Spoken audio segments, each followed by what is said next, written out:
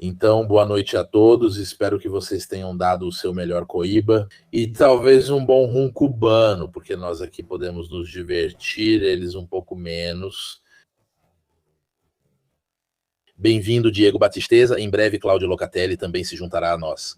E vão ter problemas, né? Já aviso logo, porque a conexão de Cuba e os apagões são constantes. Outro dia fizemos uns testes e não aguentava mais do que uns 5, 6 minutos, como se mexia, era um desastre. Eu começaria pelo motivo de por que há uma crise, Cuba está em crise permanente, mas neste momento está em uma crise sem precedentes. Porque... Bem, Cuba, boa noite a todos, boa noite a todas. É um prazer, Mirko, estar aqui esta noite para refletir um pouco sobre o que está acontecendo com a Pérola do Caribe. É assim que Cuba é chamada. Porque neste momento estamos diante de um ataque sem precedentes, vindo de vários lados. E, sobretudo, há um isolamento que não se via há muito tempo, que talvez não fosse sentido desde a queda da União Soviética. Ou seja, Cuba, neste momento, está sozinha, está sob ataque do governo Trump e também está passando por uma situação interna de desgaste social e político que nunca tinha sido vista antes. Portanto, estamos falando de uma crise, sem dúvida, que tem muitos fatores em jogo. Estamos falando da situação do povo cubano. E eu diria que estamos diante, para resumir um pouco, de uma imagem de um duplo cerco, né? Ou seja, de um lado há um cerco externo. Já não se fala mais de um embargo do ponto de vista financeiro, que os Estados Unidos, como sabemos, mantém desde a época de Kennedy, mas estamos diante de um verdadeiro bloqueio energético, que impede que o combustível chegue à ilha. E agora, com as guerras, depois da guerra na Ucrânia e da guerra que estamos vivendo agora com o Irã, Estados Unidos e Israel contra Irã, estamos percebendo o quanto os combustíveis são fundamentais, não só para a gasolina, mas também para toda uma série de elementos do nosso dia a dia. E com as estruturas energéticas, as infraestruturas energéticas que já estão desgastadas em Cuba, são obsoletas justamente pelos danos causados pelo embargo. E também, depois vamos falar disso, não uma excelente gestão interna, depois vamos falar sobre isso também. O golpe que está chegando hoje na ilha é mortal. E desse golpe sofre de forma direta, absoluta e desumana o povo de Cuba. Quase 11 milhões de pessoas. Pergunta 1. Quanto a questão da Venezuela tem a ver com isso? 2. O quanto eles são autossuficientes em termos de produção interna? Então, a questão da Venezuela está diretamente ligada. Está ligada por um fio duplo. Mirko, porque Chávez, que lembramos, Partido da Quinta República, 1999, vence as eleições na Venezuela, desde o início decide apoiar Cuba e se torna basicamente o grande baluarte de Fidel Castro. Na região se fala do socialismo do século XXI. Será a Venezuela que começará a dar barris de petróleo para Cuba, os mesmos barris de petróleo que Cuba vai utilizar, tanto para a gestão interna quanto para a gestão diplomática.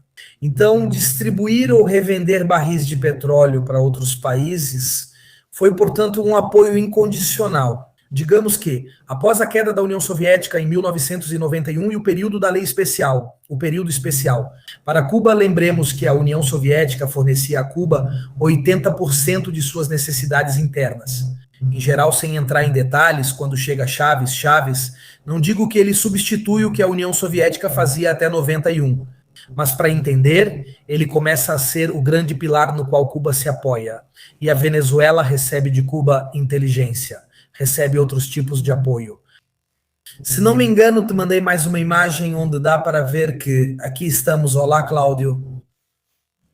Olá, pessoal. É um prazer ver tanto Mirko Campochiari quanto Diego Batistessa. Você está em Madrid, certo? Olha, estou sim. Conseguimos nos conectar. Parecia quase um milagre. Posso dizer que é um milagre. Ontem foram 2 horas de conexão, funcionava por 30 segundos, 1 minuto. Eu paro aqui e deixo o Cláudio falar, porque vamos aproveitar. Então, Cláudio, assim... Vou atualizar um pouco o Cláudio. Falamos sobre a conexão com a Venezuela, estávamos falando sobre o quanto Cuba é autossuficiente, o quanto depende das doações, entre aspas, de combustível por parte dos outros.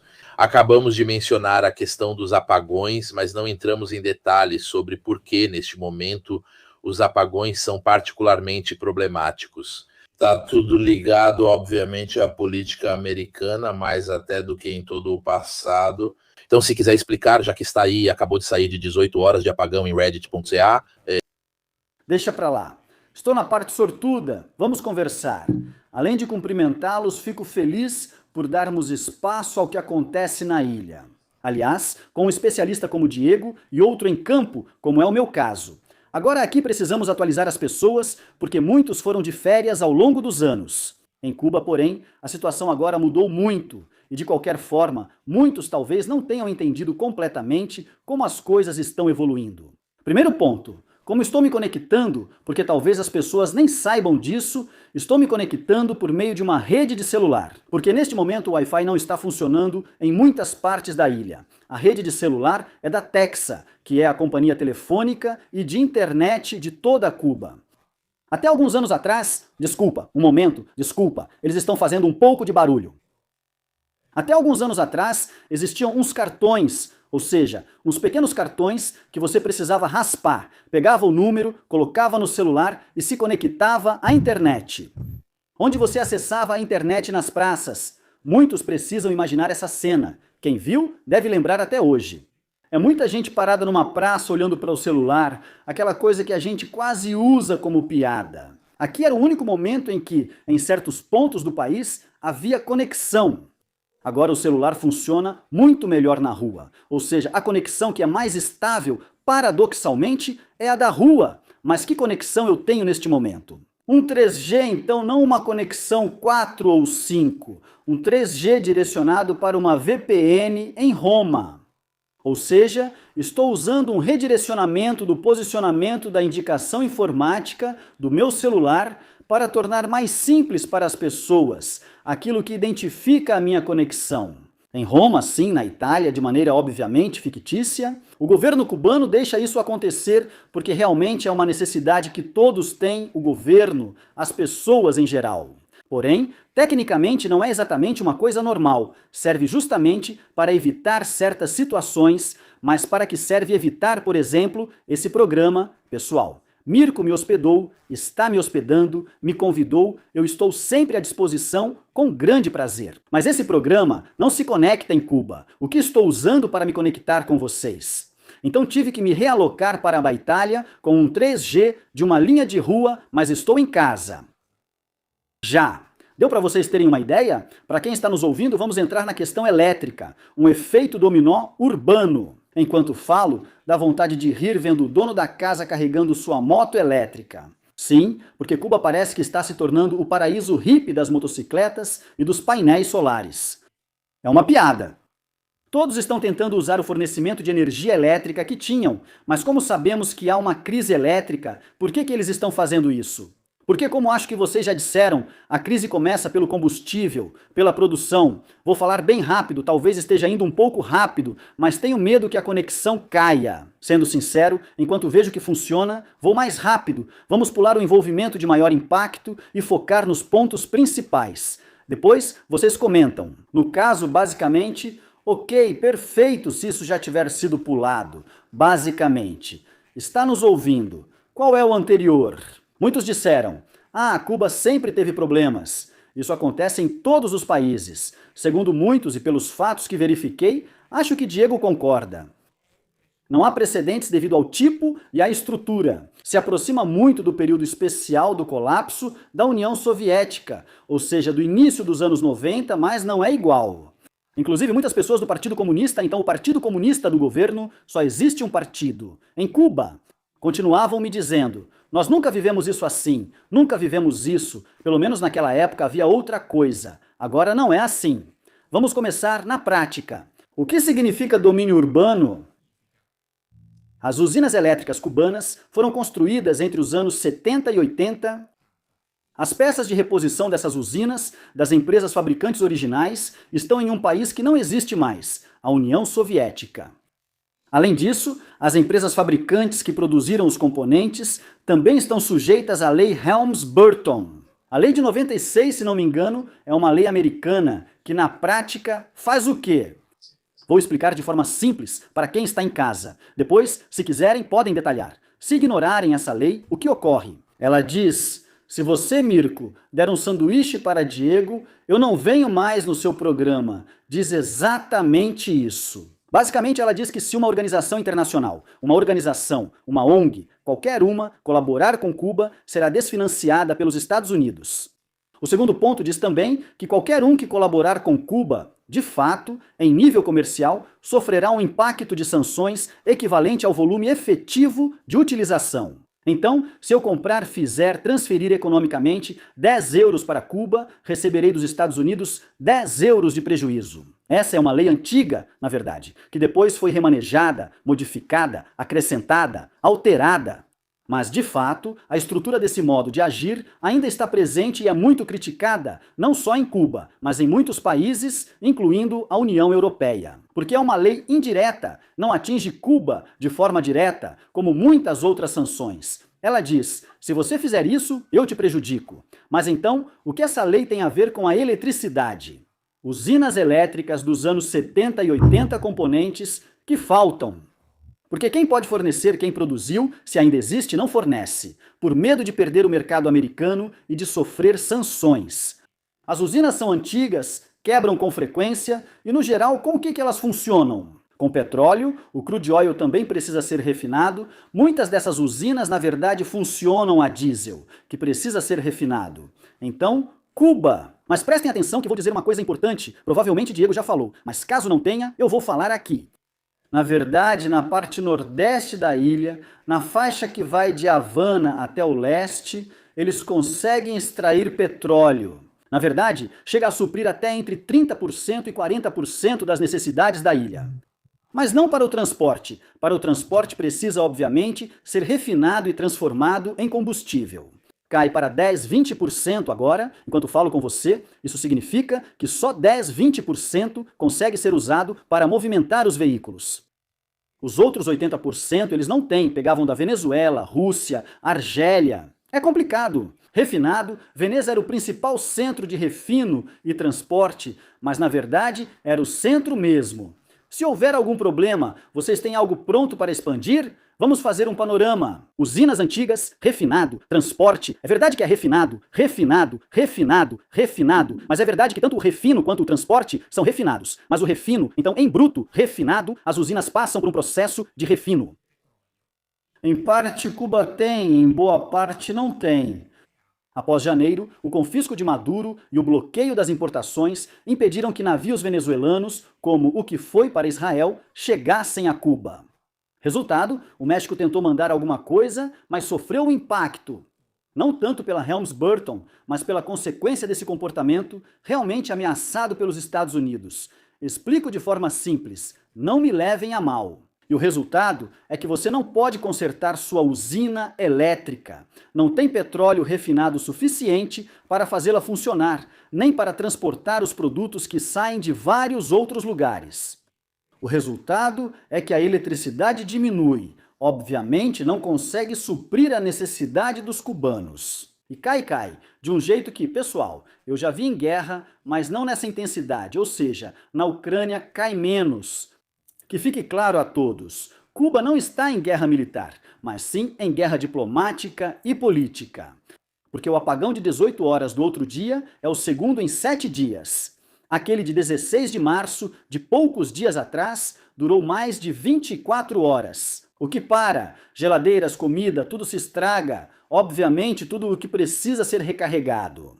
Não tem combustível, não dá para fazer os caminhões rodarem, usamos as motocicletas elétricas, não tem combustível para fazer as empresas elétricas funcionarem, não usa a motocicleta elétrica, reconectamos tudo às empresas elétricas antigas. O combustível que vinha da Venezuela praticamente acabou, não tem mais, não dá para comprar, porque também com o que você vai comprar?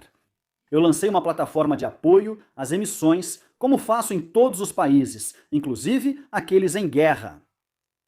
Gastei todas as doações lá, espero que você as reative, obviamente, porque vai verificar que sou italiano, mas gastei tudo. No meu link, porque está escrito Cuba.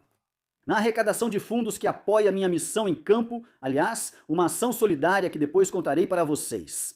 Então, se você tem as usinas sem peças, não tem o petróleo para fazê-las funcionar, não tem os meios para se locomover, quer comprar petróleo, não pode fazer isso. Porque os sistemas de pagamento, sempre pelo mesmo tipo de pressão indireta, constrangimento e bloqueio, não funcionam o PayPal. Posso mostrar a tela de todas as minhas contas e vou publicá-la, mostrando que estão suspensas. Além disso, muitos sistemas de pagamento não funcionam em Cuba.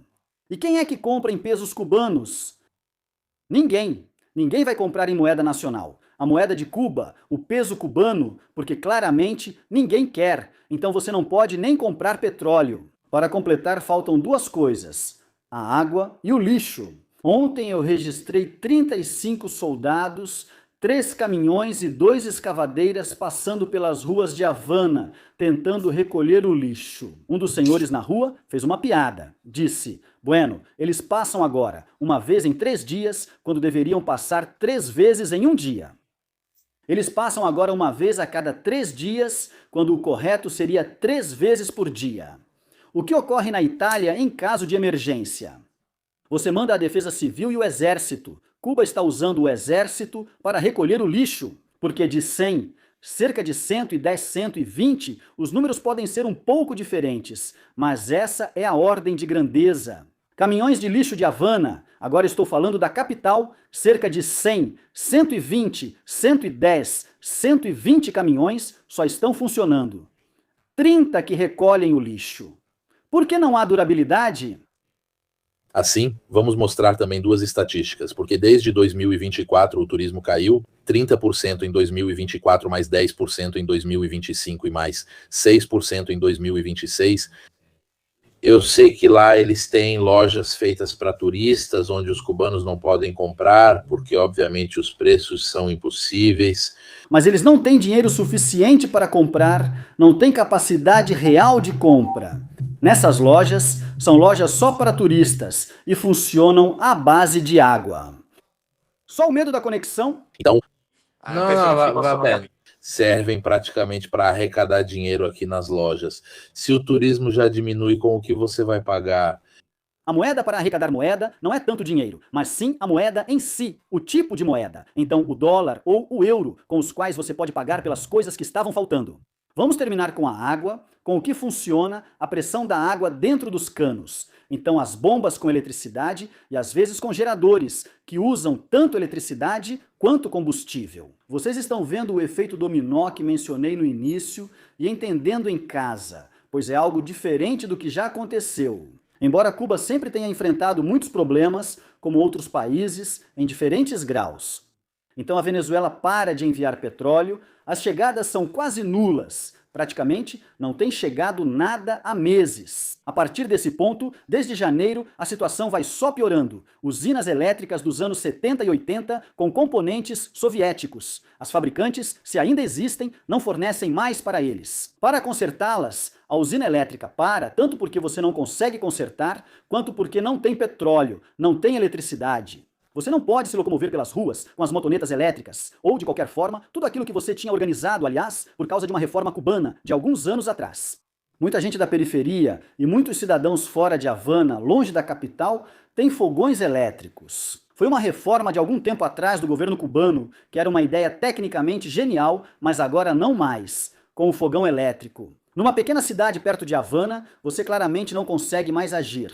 Às 18 horas foram 18 horas em Havana, na capital, em uma área protegida. Porque eu, obviamente, para poder agir e trabalhar, ou seja, poder fazer, fui para um lugar que é uma casa particular, uma casa normal, mas dentro do que é uma grade protegida.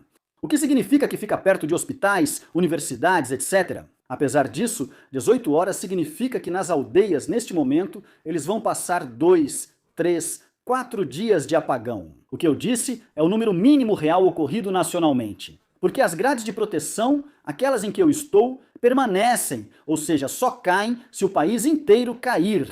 Com usinas antigas, sem petróleo, sem combustível para se locomover, sem caminhões para recolher o lixo, aumento do lixo nas ruas e das dificuldades. Um bombeiro com quem conversei disse: não conseguimos atender os chamados porque há lixo nas ruas. Não conseguimos apagar o fogo. E de onde vem o fogo? Quer rir se não desse vontade de chorar.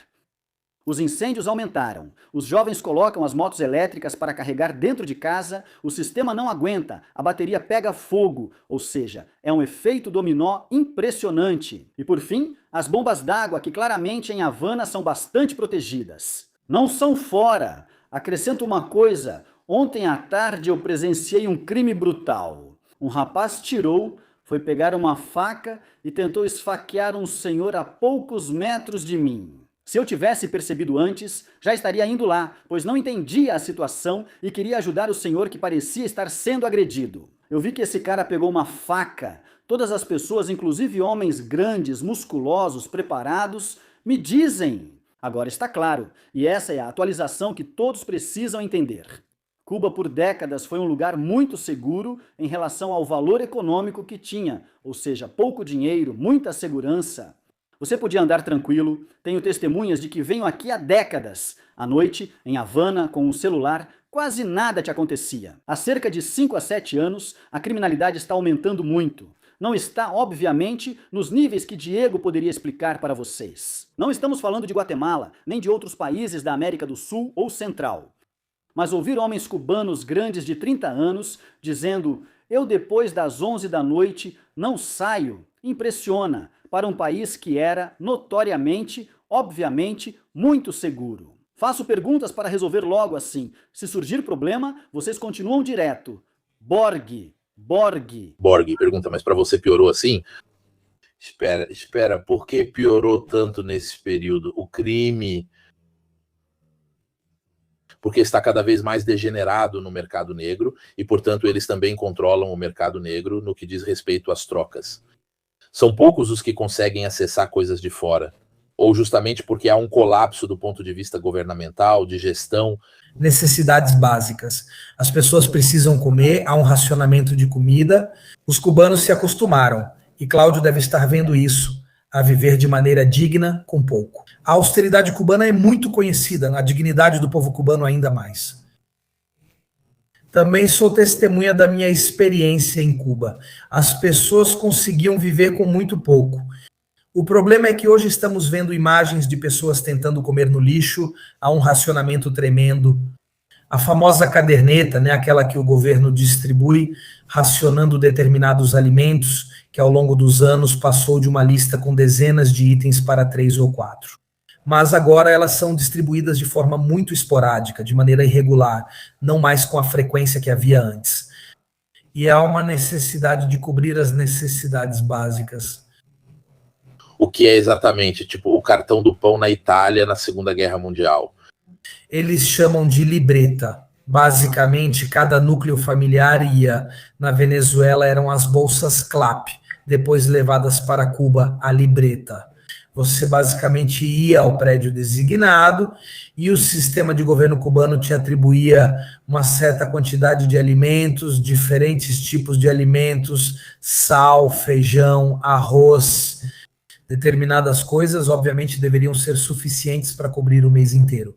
Pouco a pouco isso foi mudando, diminuindo, e hoje as coisas às quais você pode ter acesso através desse sistema são pouquíssimas. E antes... Como disse Cláudio, acrescento 2 coisas que com certeza Cláudio, mas mais do que acrescentar, é complementar, porque uma você já disse, Mirko, né? O problema é das pessoas muito competentes que sempre te acompanham, Mirko. Ele disse que desde 2021, com razão, o seu ZEI, o CUC, ou seja, o câmbio conversível peso cubano, a moeda que era usada em Cuba por todos os cubanos, seu ZEI, se você fosse um estrangeiro e chegasse a Cuba, era obrigado a trocar por seu ZEI. Isso praticamente permitia ao governo cubano arrecadar moeda estrangeira, como disse Cláudio, então euros, dólares, moeda forte, que depois poderia ser usada no mercado internacional para comprar bens necessários para a administração do território. Mas foi basicamente retirado. Então agora, antes, considere que um seu ZEI valia cerca de 25 pesos cubanos, só para entender, agora foi retirado. Então se usa diretamente o peso cubano. É coragem. Espera, não vou adiantar as coisas porque foi retirado. Foi uma decisão interna da administração cubana que não mudou as coisas. Porque basicamente as casas de câmbio que te dão os pesos cubanos são oficiais, então você não pode trocar ou não poderia trocar na rua. Quem administra a moeda é sempre o governo. Então a ideia é, você entra em Cuba, não pode gastar dólares, não pode gastar euros, tem que me dar, eu troco para você. E você basicamente tem uma moeda que só pode usar em Cuba. Vocês lembram, quem já foi para Cuba, os famosos 3 pesos com o Che Guevara? A moeda, todo mundo deve ter. Obviamente eu coloquei na capa 3. No momento em que o turismo em massa, que não conhecia nada de Cuba... Cláudio, se você está em Havana, eu morei no centro de Havana, não em Varadeiro, não estive em Varadeiro ou em Vedado. Então, centro de Havana, onde basicamente se reuniam as damas, a dama de branco, não as damas de branco. Então, qualquer pessoa que tenha ido a Cuba e não tenha ficado só em Varadeiro, né, ou só nos centros turísticos, percebeu, como disse Cláudio, que existem lugares onde você vai ou ia comprar com pesos cubanos e outros lugares onde você ia comprar com CUC. Há pessoas dentro de Havana que, se moravam no centro de Havana, não podiam ir para o Vedado. Entrar em um bar, tomar um daiquiri, porque o daiquiri no Vedado custava 15 CUC, façam as contas. 25 pesos são um CUC. Imaginem que um engenheiro aposentado recebia em 2015 10 dólares de aposentadoria. Ou seja, 10 CUC não podia se dar ao luxo de tomar um daiquiri no Vedado. Ou seja, estamos falando desses valores no momento em que o turismo diminui. Você mesmo disse, Mirko, antes, no momento em que o turismo diminui. Todo esse fluxo de moeda internacional que poderia ser usado para adquirir bens essenciais, como, por exemplo, combustível. O problema é que agora não vendem mais para eles. Não é falta de interesse, mas impossibilidade, gerando um problema. Na internet, talvez a última coisa a colocar seja a imagem, pois pode ser útil para Cláudio na conexão. A Venezuela não fornecia só combustível. Em 2011, a Venezuela instala um cabo submarino que permite à internet fibra óptica chegar a Cuba. Hoje, até 3 de janeiro, 90% da internet da ilha era fornecida por esse cabo de fibra óptica e 10% era via satélite. Vocês estão vendo, ok, então a conexão com a Venezuela era realmente direta, dupla restrição em muitas coisas de primeira necessidade, mas essa fibra óptica e essa internet ainda eram muito racionadas, porque, como disse Cláudio, não eram acessíveis a todos o tempo todo. E sempre por quê? Porque esse foi o grande motor que impulsionou muitos dos protestos nos últimos anos. Porque em certo momento, de 2012 a 2013 em diante, em Cuba perceberam como realmente estavam. Para perceber como está, é preciso entender como os outros estão. Então, através da internet, eles começaram a ver certas coisas que não podiam ver antes. E então aconteceu. Lembramos das primaveras árabes e do impacto da internet em massa em certos contextos. Vou parar, só queria acrescentar isso. 2 perguntas. Qual é a razão da queda do turismo? E 2, qual é a razão de terem tirado essa bendita troca se era útil para captar moeda forte?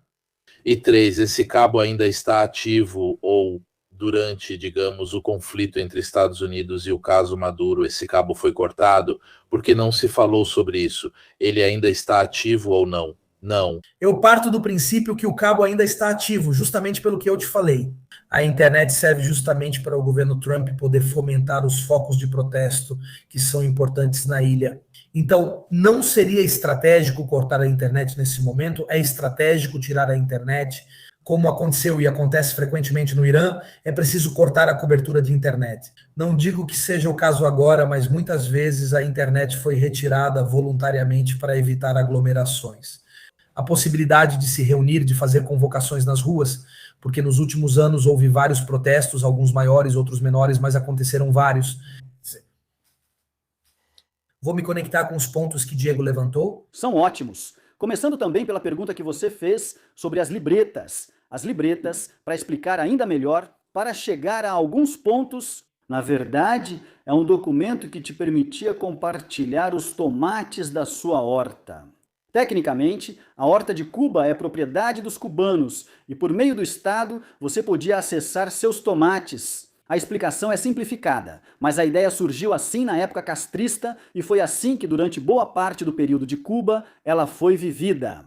Então, por um lado, isso permitia uma coisa e te conecta aos transportes, porque antes ele fez ótimas comparações sobre os salários. Vocês sabem quanto custa, né? Em casa, claro. Se locomover, por exemplo, Vedado é um bairro de Havana, Havana Central é outro bairro, Havana Vieja, entre os bairros de Havana. Se locomover pode custar até 400, 500, 600 pesos cubanos, moeda nacional.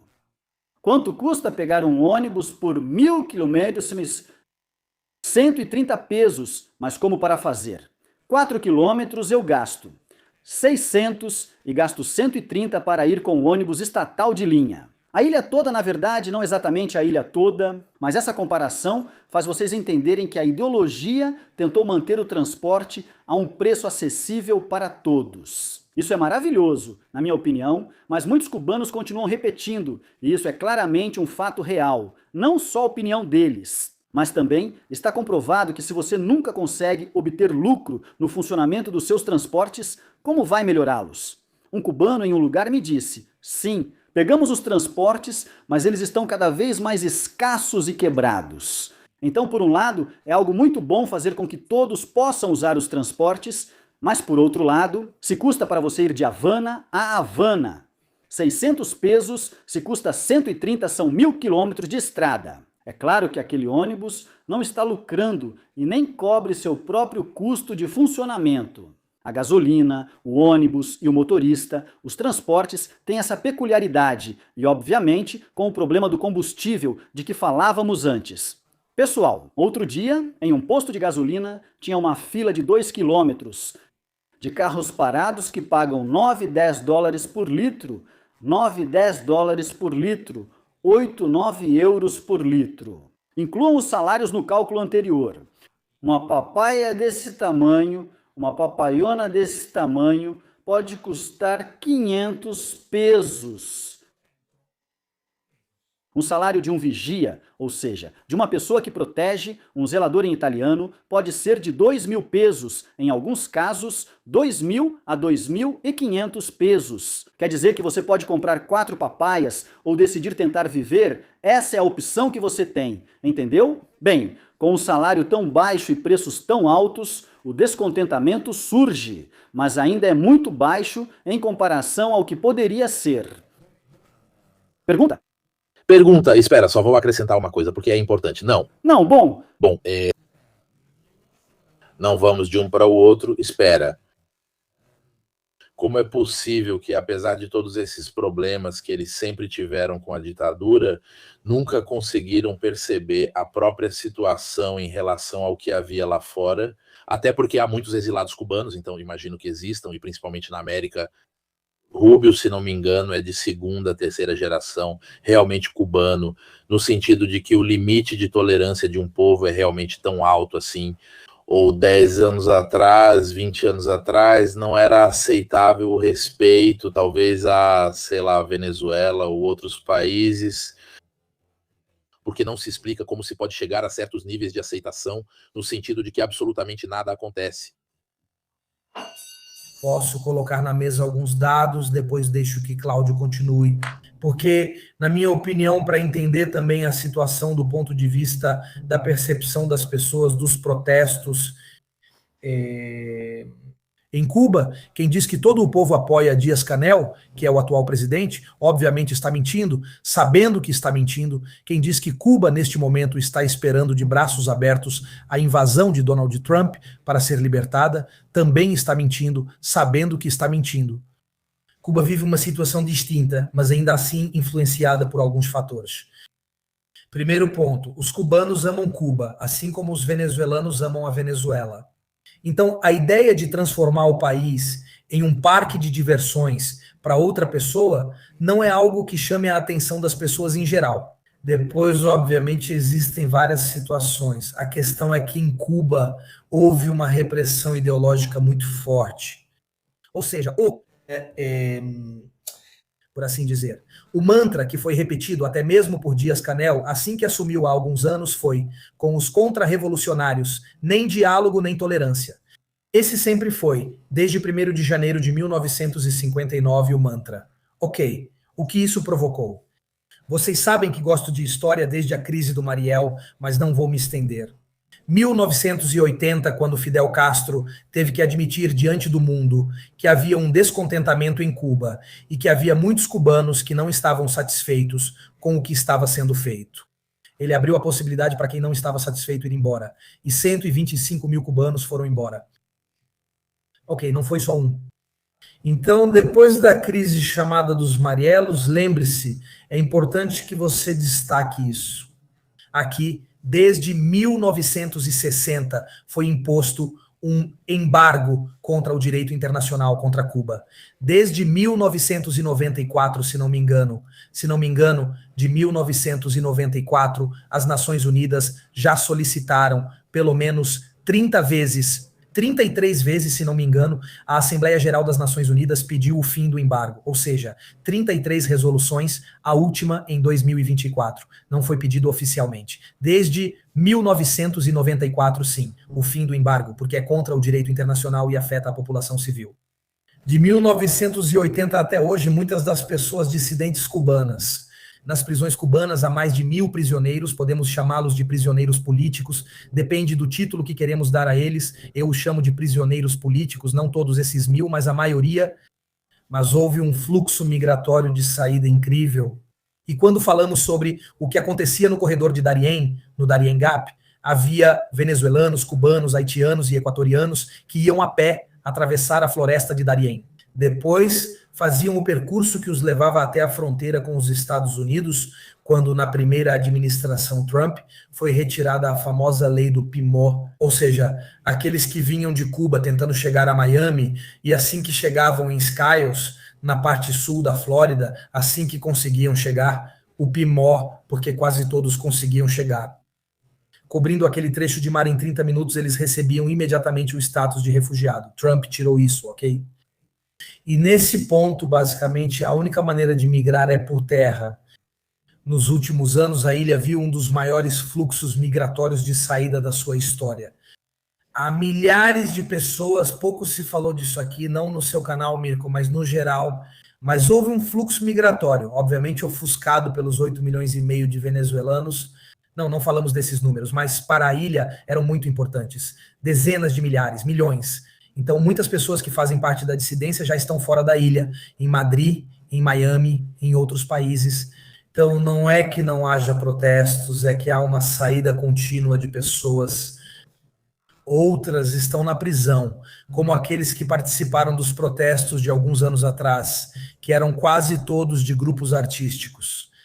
E a última coisa, Mirko, sobre o motivo da queda do turismo é porque o governo Obama havia restabelecido contatos diretos com Cuba, permitindo que navios de cruzeiro que partiam dos portos dos Estados Unidos ou que eram operados por empresas americanas pudessem atracar em Havana, trazendo uma quantidade significativa de dinheiro, turismo, movimento. Com a chegada de Trump, a ilha começou a ser estrangulada novamente. Biden, a gente nunca fala, mas Biden não fez nada para melhorar a situação. E com o segundo governo Trump pisou no acelerador. Mesmo que o mentor desse plano, a gente saiba que é Marco Rubio, porque, como você disse antes, Marco Rubio é justamente a pessoa que está tentando estrangular Cuba. Por fim, em 7 de março, escrevi sobre isso no Fato Cotidiano, o encontro em Miami entre vários presidentes de direita e de extrema-direita da América Latina, e se falou sobre construir o escudo latino-americano. Um dos dossiês que estava na mesa era Cuba, justamente porque a ideia é isolá-la. E neste momento, fora Venezuela, fora Irã, Rússia, incapaz de ter um certo tipo de peso, a China neste momento fica um pouco na dela e está completamente isolada. Outra coisa, os Estados Unidos ainda não comentaram sobre movimentos em terra e provavelmente não o farão, pois não lhes interessa agora. Tem uma história ruim. Mas lembremos também de outra coisa, que para os cubanos é difícil.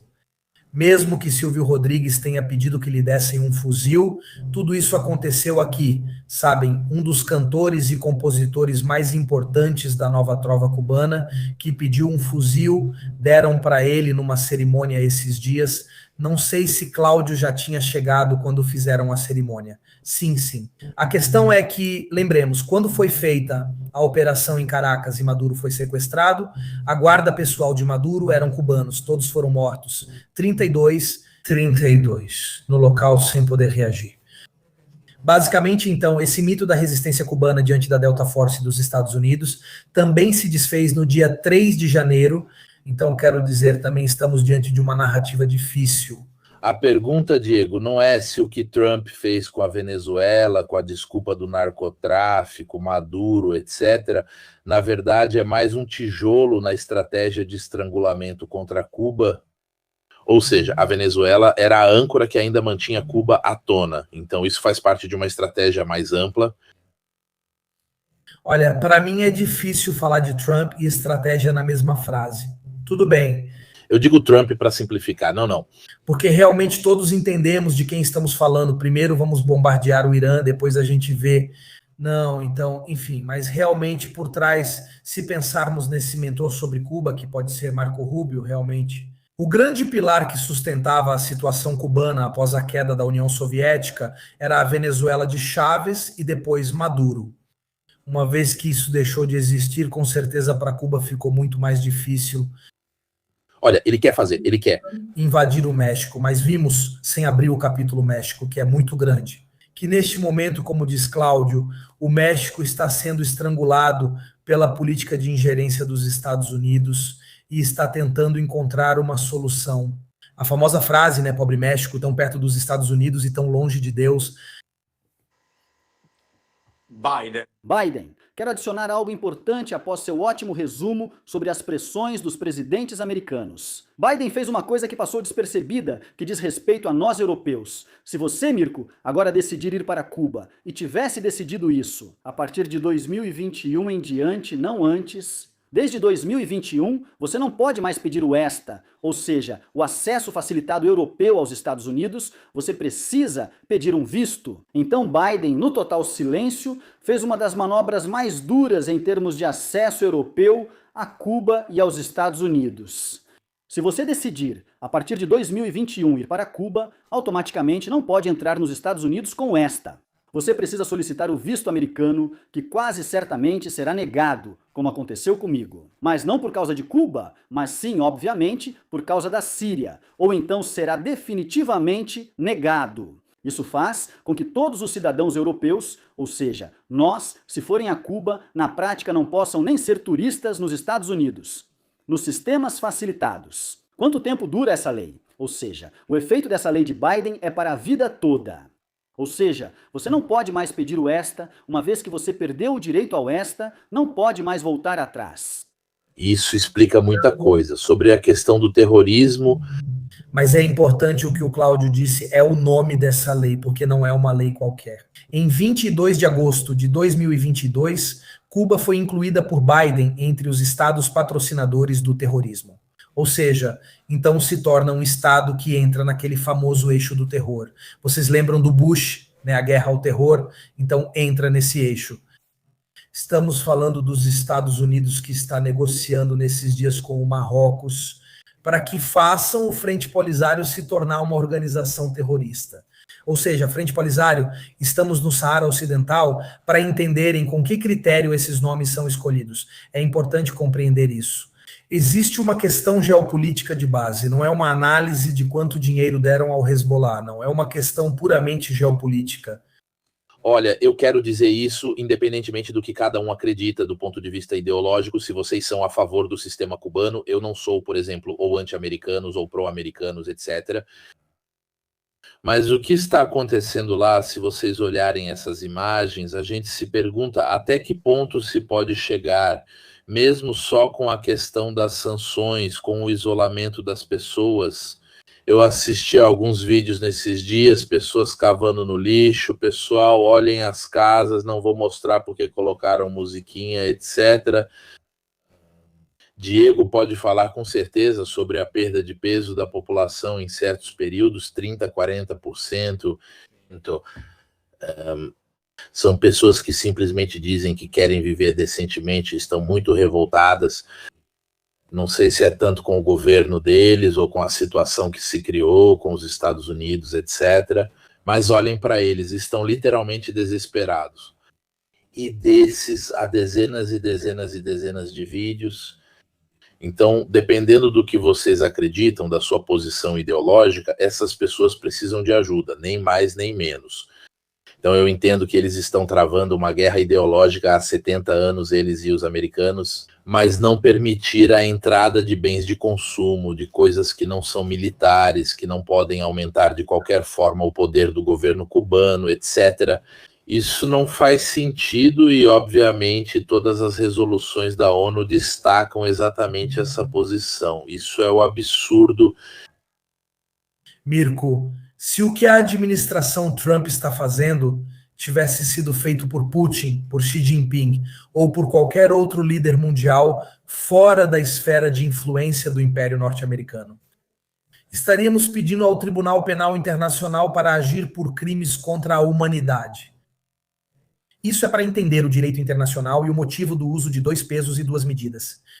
Além disso, e você explicou muito bem das sensações e de como alguém se sente romanticamente ligado à Revolução Cubana. E tudo o que queremos também, vamos lembrar de uma coisa, e isso é importante, quando falamos dos barbudos que entraram em Havana. Do triunfo da Revolução, 1º de janeiro de 1959 até a Cuba de hoje, não há cor. A Revolução Cubana não é uma só, ela passou por muitas fases, então para falar da Revolução Cubana seria preciso falar de várias fases. Hoje discutimos o que resta da Revolução Cubana. Alguém dizia, se Castro estivesse aqui, seria diferente. Raul Castro ainda vive, os Castro existem, mas ele não é mais presidente. Neste momento, então, a questão é, como você disse, está se pedindo ao povo cubano para escolher entre morrer de fome ou vender o próprio governo. Porque a negociação que está sendo feita, que na verdade não é uma negociação, porque estão pedindo isso a Cuba, façam de colocar o presidente, coloquem no lugar dele alguém que seja favorável às condições que estamos colocando na mesa, e nesse momento reabrimos o canal de combustíveis. Os medicamentos podem continuar chegando, comida, fora daquilo que de forma muito significativa. Parabéns a você e aos colegas que estão lá fora, permita-me dizer isso com um tom de polêmica, que estão fora do turismo político que estamos vendo nesses dias, porque há um turismo político na ilha que me dá arrepios. Pessoas que se esqueceram de Cuba nos últimos 15 anos. E na última semana, todas correram para Cuba com a bandeira do seu partido para mostrar que estavam lá. Além disso, e de qualquer forma, a ajuda é sempre bem-vinda. Além dessas missões que também são arriscadas, como você disse, porque você é uma pessoa, precisa se deslocar para vários lugares, então você também assume um risco. Ao ir para Cuba, também é preciso explicar à inteligência cubana que você não está em missão para outra pessoa, porque não existe apenas o perigo de os Estados Unidos não deixarem você entrar. Mas também é preciso fazer a inteligência cubana entender que, apesar de ter menos peso e recursos, ainda assim funciona, que você não é uma ameaça. Então, enfim, o risco existe de todos os lados, independentemente do que vocês estão fazendo, que é muito louvável. A questão é que não há uma negociação real em andamento. Estão forçando. Ele se demite. Quero te perguntar uma coisa. Os protestos são contra o governo, são contra os americanos, são meio a meio, pelo que dá para entender. Os protestos. Depois eu paro porque realmente entendemos que Cláudio está lá. Os protestos não começaram agora. Se vocês procurarem um vídeo feito por um cantor chamado Yotuel, não só ele, mas se vocês procurarem por Yotuel, que se chama Pátria e Vida, que é basicamente a antítese do grito revolucionário Pátria ou Morte de Fidel e dos castristas. Era um vídeo que já há 2 ou 3 anos atrás surfava um pouco na onda dizendo que é preciso uma mudança. Não podemos mais continuar assim. É preciso abrir, é preciso permitir que a iniciativa privada possa trabalhar de determinadas formas, é preciso permitir a entrada de novas tecnologias. Por quê? Uma vez que a internet chegou, até os cubanos perceberam que o famoso sistema de saúde, tão elogiado, era um sistema de saúde muito bom no início dos anos 90. E depois, uma vez que você não pode substituir os equipamentos, pensem em quanto evoluíram nos últimos anos os equipamentos médicos hospitalares. Se você não tem acesso a essa tecnologia, não consegue acompanhar o avanço dos tratamentos médicos. Então, mesmo que você tenha uma universidade brilhante, pessoas estudando, mas não tenha acesso a determinadas tecnologias ou a determinados protocolos. Então vejo que eles também estão revoltados com os partidos, no sentido de que aqui estão incendiando uma sede. Os protestos começam em 2000, pós-Covid. Já durante a Covid havia algo, mas no pós-Covid os protestos começam de forma muito forte, começam prisões indiscriminadas, arbitrárias. Em Cuba, se você for suspeito de ser contra o sistema cubano, vai para a prisão. Esqueça. O conceito de devido processo não existe em Cuba. Cuba está se protegendo e em uma guerra permanente está se defendendo de uma agressão constante. Então, é assim que reage mesmo diante de possíveis indícios. Ativistas ou pessoas foram presas simplesmente por terem se inscrito no peito. Pátria e vida por terem caminhado por Havana. Ela foi presa porque incitava uma insurreição contra o governo cubano. Então, enfim, dentro dos nossos critérios, não dizendo que os nossos critérios sejam os melhores, mas dentro dos critérios que usamos para estabelecer uma democracia participativa, onde há liberdade de expressão, uma possibilidade de influenciar as escolhas políticas. Isso não acontece em Cuba. Então, de acordo com nossos critérios, Cuba poderia ser tranquilamente definida como uma ditadura, se analisarmos a história de Cuba. Como o governo cubano está respondendo a uma agressão constante e a necessidade de autodeterminação e sobrevivência. Provavelmente o critério muda, então não podemos usar o machado para definir a realidade. Sempre digo ao Mirko que devemos ser responsáveis pela complexidade. Obrigado ao Cláudio, que torna essa complexidade mais acessível. Eu me conecto com todos os pontos que Diego expressou bem e também tento trazê-los para os dias de hoje. Agora, e também duas coisas. Antes de tudo, também a percepção psicológica dos cubanos lá. Agora. Mas o que está tentando? Washington. A destituição do poder político, a substituição, como Diego disse, do presidente, etc, etc, etc. Isso não lembra algo para vocês? 2022, Moscou, Kiev, o pedido para tirar Zelensky, prontos para invadir o país. Eles invadiram. Então é verdade, 2 pesos, 2 medidas. Se tivesse acontecido, e aconteceu por parte da Rússia, estaríamos falando disso o dia inteiro. Está acontecendo em Cuba, que para muitos é uma pedra no sapato, considerada simbólica, porque em termos de poder militar e econômico, obviamente, entrou em colapso. Após os anos 90, Cuba possuía um dos exércitos mais fortes do mundo em guerrilha de acesso. Tanto é que a batalha por excelência... Piace fondamentalmente anche a me aggiungere. Todas as peças históricas se chama Quitoquanavale. Na África é considerada a Waterloo africana. Foi a batalha em que Che Guevara já estava morto naquele período. No período anterior, ele havia liderado o que depois se tornou a libertação de Angola.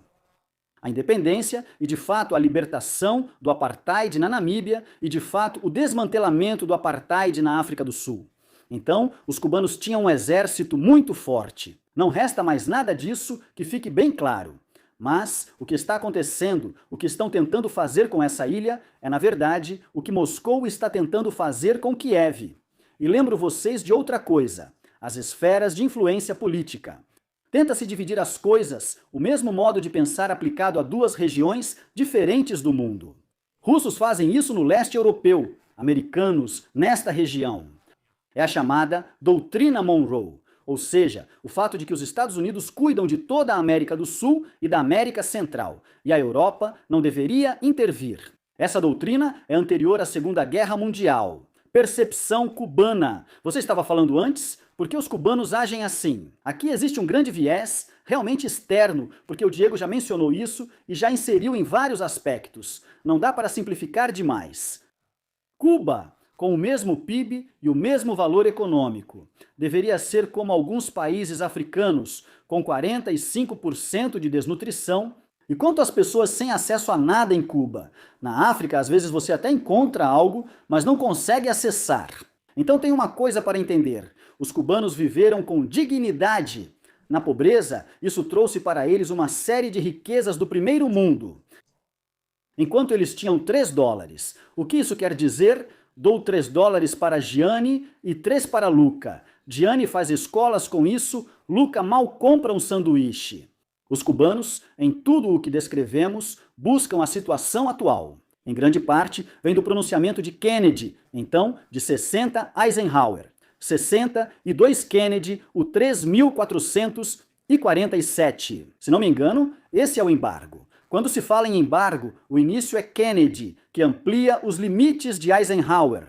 Toda essa coisa aqui que colocou a ilha em xeque até agora. Ao mesmo tempo, fez com que os cubanos quisessem se autodefender. E isso também explica a falta de reatividade interna em muitos países, se as condições de dificuldade tendem a surgir. Mas, e os cubanos? Por um lado, o amor pela pátria e o fato de se opor a alguém que está sempre tentando te atacar. Se há um inimigo comum, como na Ucrânia, isso une e aumenta o nacionalismo. Porém, existe um viés mirco que muitos não conseguem entender. A Cuba econômica de todas essas décadas, em vários aspectos, obviamente melhor nos anos 80, pior agora, e assim por diante. É muito melhor, sempre foi muito melhor, principalmente em certos momentos, do que a grande maioria dos países, em condições iguais, ou seja, com a criminalidade ausente, a possibilidade de ter um monte de subsídios, e esse também é um dos problemas da ilha.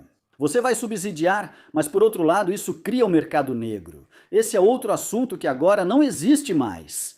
Para compreender a percepção psicológica das pessoas, é importante notar que estão irritadas, inclusive com o partido e o governo.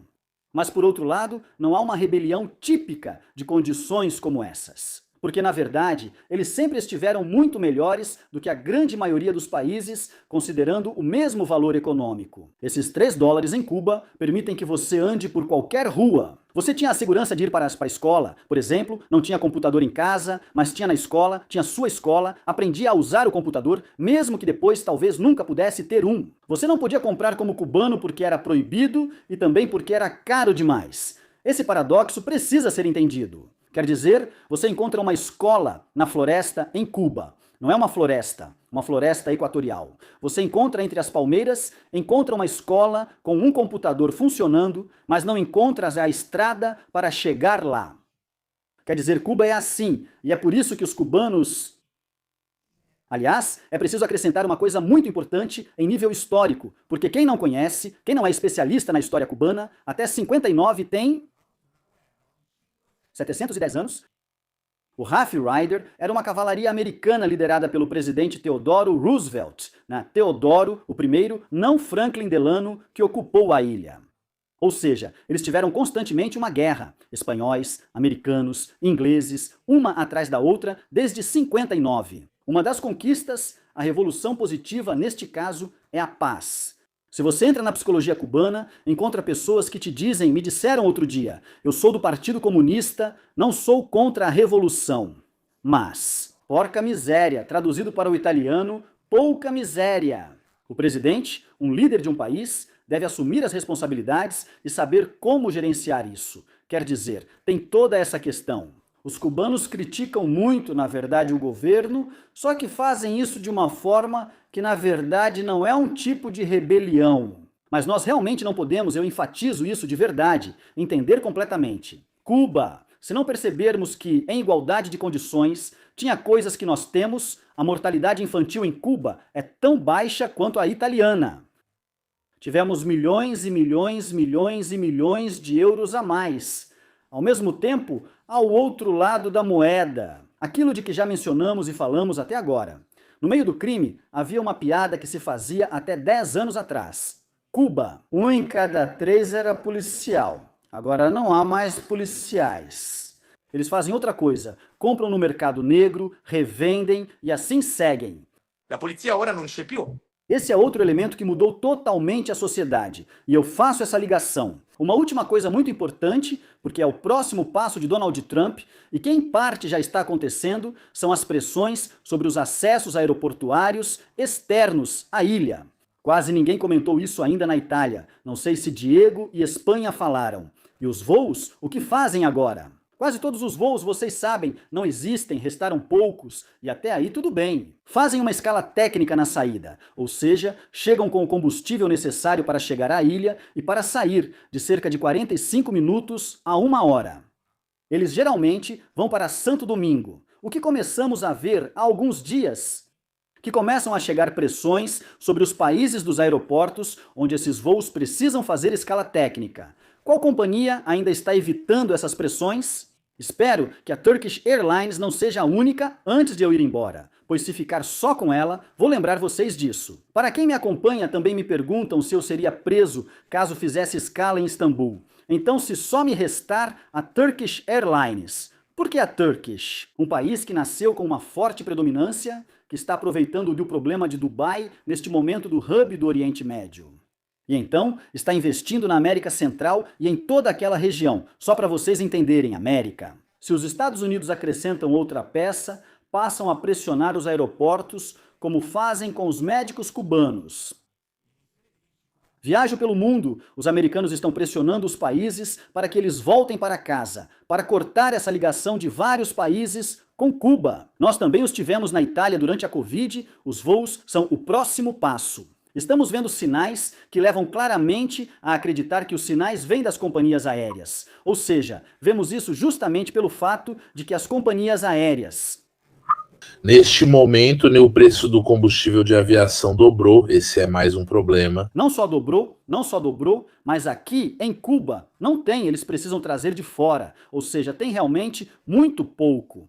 Atenção aos aeroportos. Encerro falando deles, pois já começam a ser bloqueados pelas pressões que mencionamos. Para as usinas elétricas, o petróleo, a moeda, os sistemas de pagamento. Se bloquearem os aeroportos, os voos não podem mais sair daqui, não iriam mais para Cuba e, portanto, não haveria mais. Cesso, a quel punto... Pode-se supor que os Estados Unidos consideram uma operação terrestre, o que Diego confirma, mas isso não está nos interesses ou planos deles. Mas os contrapesos mudam se não houver mais voos aéreos, se não houver mais acessos, qualquer coisa se torna possível. No momento, eu acredito que o interesse americano, especialmente de Trump e de Rubio, seja simplesmente trazer, como numa negociação, a compra literal da ilha.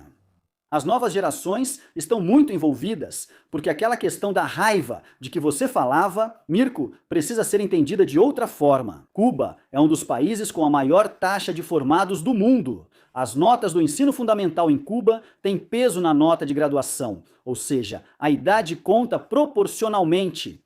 Então as pessoas aqui têm uma cultura de primeiro mundo, competências de primeiro mundo, em um país com a liquidez de terceiro mundo, usando uma fórmula antiga. E espero, e acho que Diego também concorda com essa metáfora. Você encontra pessoas que acabaram sendo roubadas pelos Estados Unidos. Porque é capaz de fazer uma série de coisas, mas não tem os instrumentos. Por isso, a raiva aumenta muito mais. Porque você vê que pessoas competentes, mais ou menos como você e eu, não são. A Cissé, ele tem um sapato bonito, pode voar de avião, usar computador, tem iPhone, que agora está sendo muito roubado em Cuba. Mas você não tem o mesmo valor militar e econômico da Itália, embora tenha capacidade e conhecimento. Que um africano que não fez nenhuma escola, que não aprendeu nada, que mal chega a um mês e está morrendo de fome. Com uma esperança de vida. Cuba tem uma das maiores expectativas de vida do mundo e se aproxima da dos países do primeiro mundo. Vão procurar saber. Neste momento está colapsando. Que quella. Alô. Tem algumas questões técnico-militares que quero acrescentar, já que vi que está rolando uma discussão no chat. O que aconteceria se houvesse uma intervenção militar americana? Trump disse: posso tomar Cuba, uma das suas últimas provocações. Então, a situação do exército cubano é dramática, porque, obviamente, perdeu muita importância depois da queda da União Soviética. Eles têm mais ou menos 50 mil efetivos e mais de 1 milhão de paramilitares. coisas desse tipo. Eles têm velhos tanques T-55, T-62 que não serviriam absolutamente para nada. Tem, acredito, alguns MiG-29, MiG-25, MiG-21, mas não tem gasolina. E provavelmente o estado de manutenção desses aviões é praticamente nulo. O Irã está muito melhor em todos esses setores, aeronáutico, antiaéreo, etc. Cuba está praticamente indefesa. Se houvesse porta-aviões americanos a 50 quilômetros da costa, em Cuba não poderiam fazer nada. Mas Cuba tem uma estratégia defensiva que é a da guerrilha. Se você invadir Cuba, prepare-se para uma guerra longa e contínua dentro da ilha. Então, boa sorte para quem quiser tentar uma coisa dessas, a menos que tenha certeza de que não haverá uma revolta popular ou um movimento forte de anti-governo. Então, digamos que os americanos já se queimaram na história. No caso de Cuba, por isso não acredito que queiram repetir. Acredito que a estratégia de estrangulamento, de remoção de aliados, de coerção contra quem quiser tentar ajudar Cuba, e deixando a internet aberta e assim mostrando e enviando mensagens que induzam os cubanos a reagir. Provavelmente essa é a estratégia, uma estratégia passiva, entre aspas, que os americanos estão adotando, e acredito que continuarão seguindo essa linha. Também não há grandes alvos militares, não é como se destruíssem alguns velhos MiG-21, alguns T-55 e isso mudasse alguma coisa. Não seriam eficazes de jeito nenhum, nem mesmo se os americanos desembarcassem. Tem uma pergunta de David Vulpio. A Itália também está envolvida. Algumas semanas atrás, um representante dos Estados Unidos, Michael Hammer, pediu a retirada dos médicos cubanos. Veja o artigo no Corriere della Sera de 8 de março de 2026. Se quiserem responder... Eu posso ser muito impopular neste momento. Com essa resposta, eu só queria acrescentar, não, mais do que acrescentar, comentar duas coisas. O que Cláudio falou sobre o exército cubano, né, o que Mirko disse sobre a situação e o que Cláudio comentou sobre os aeroportos. E de qualquer forma, o mapa, vimos onde estão as bases. Lembramos que os Estados Unidos têm uma base em Cuba, chama-se Guantánamo, ainda não dissemos isso, mas existe uma base chamada Guantánamo. É um pequeno detalhe, fica na parte leste, perto de Santiago de Cuba, famosa porque lá começa tudo, o quartel Moncada, e depois começa o assalto. Mas lembremos, as Bahamas, basicamente Estados Unidos, Porto Rico, Estados Unidos, Santo Domingo. Luiz Abinader quer construir um muro no Haiti e, portanto, obviamente é aliada de Donald Trump. Ou seja, Cuba neste momento está cercada. Uma vez que perdeu a Venezuela, Cuba está literalmente cercada. Depois talvez a gente fale e aprofunde um pouco mais. O México, que está andando na corda bamba com a doutrina Estrada, você falou antes, Cláudio, da doutrina Monroe, mas também há uma divisão interessante entre a doutrina Estrada e a doutrina Tomar, que vem justamente de dois diplomatas da América Latina. O México geralmente adota a doutrina Estrada antes do Brasil. Não, onde foi parar o Lula? Quer dizer, o Lula neste momento, porque Petro, obviamente, já começou a campanha para as eleições presidenciais na Colômbia, então neste momento Petro está tentando fazer campanha para continuar na Colômbia. Não exatamente o seu grupo político, mas enfim, que haja continuidade, que o Uribe não volte a governar. Mas o Lula não desapareceu. Depois você me mostrou umas imagens antes, eu tinha te dito que no meu perfil do Instagram eu coloquei em destaque A primeira é o post que vocês encontram, são fotos tiradas por mim em Cuba em 2014. Agora, se vocês forem ver essas fotos, vão perceber que aquelas imagens que vocês viram agora não são tão diferentes. Não estou falando dos apagões, mas a pouca manutenção dos prédios em Cuba, a impossibilidade de pintar as casas, de trabalhar nas fachadas, é uma coisa crônica. Lembro que muitas coisas que meus colegas falavam eu encontrava na América Latina. Médicos cubanos que fugiram dessas missões, depois explicaremos por que isso é importante. Me diziam, com a aposentadoria que recebo, sou o equivalente a 10 ou 15 CUC. Então, 400 pesos cubanos, 350 pesos cubanos. E eu ou pinto a casa, ou vou comprar tinta para pintar a casa, ou como. Então, mantenho a casa em uma condição digna, mas não posso fazer reformas. Esse senhor, que tinha mais de 70 anos e tinha sido engenheiro da construção cubana, me dizia que havia muitas atividades, prédios no centro histórico que estavam caindo aos pedaços e que era realmente uma tragédia. porque eu teria visto também nesses dias, Cláudio, o malecão de Cuba está se perdendo. Veja essa imagem, essa primeira imagem, isso é Cuba, 2014, Havana, centro. Quer dizer, não é como se estivéssemos falando de tanto tempo atrás, faz só 12 anos. Então, quero dizer, isso é o museu. Olha, isso era o que se via. Um apaixonado por carros ali encontraria um museu. Certo, mas olha, se você passar, se rolar mais um pouco, tem umas imagens que mostram, ok, essa é a parte do centro, tem uma imagem, olha, esse é, obviamente, o movimento 26 de julho, não porém.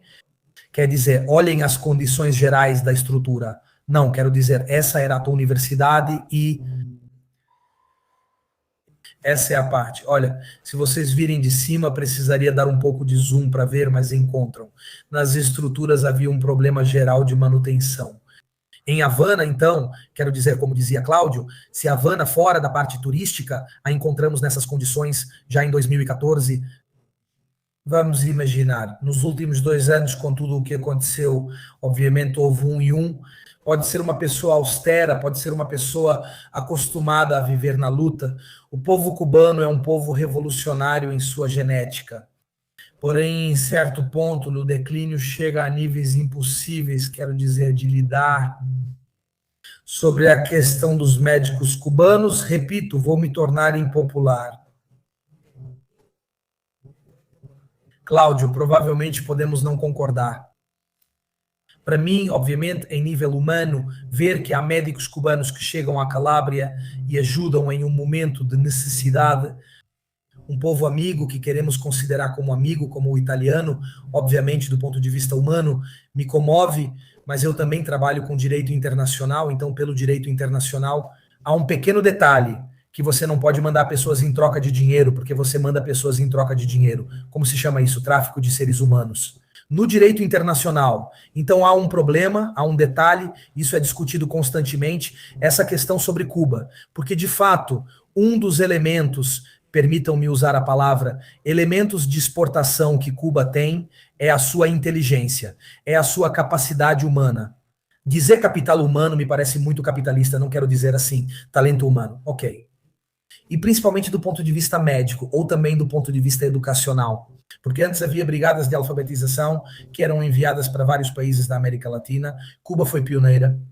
Enquanto isso é feito de forma voluntária, ou seja, eu te envio, como aconteceu com a Albânia, eu te envio 20 médicos, que é algo simbólico, para te ajudar. Não há problemas. Mas quando há dinheiro envolvido em troca, aí a linha é muito tênue, é uma zona cinzenta. Não é o médico que recebe, o dinheiro é confiscado pelo Estado. Esse tipo de relação também existe com a Coreia do Norte. A Coreia do Norte manda norte-coreanos para cortar madeira na Rússia, coisas desse tipo. Todo o dinheiro era pego diretamente pelo Estado, agora sei que há mais dinheiro coreano. De fato, quem administra tem a pessoa do partido que gerencia aquele grupo de médicos. Então, aos médicos cubanos é dado o mesmo salário que receberiam em Cuba, mas o restante do dinheiro. A gente percebe que em algum momento alguém foge, porque se eles têm a oportunidade, em algum momento eles fogem e dizem, tudo bem, olha, eu fico aqui, fico na Itália, ou fico. Agora se fala, olha, Diego, se fala agora de norte-coreanos enviados para algumas fábricas russas, e obviamente todo o dinheiro vai para o Estado, eles vão receber o salário como se estivessem na Coreia. Então é interessante que isso seja bastante sintomático das ditaduras. Eu continuo nessa linha dizendo que há um lado humano que obviamente eu aprecio e sobre o qual podemos conversar. Ao falar de direito internacional, não podemos adotar 2 pesos e 2 medidas, mas se for para aplicá-lo, deve ser assim.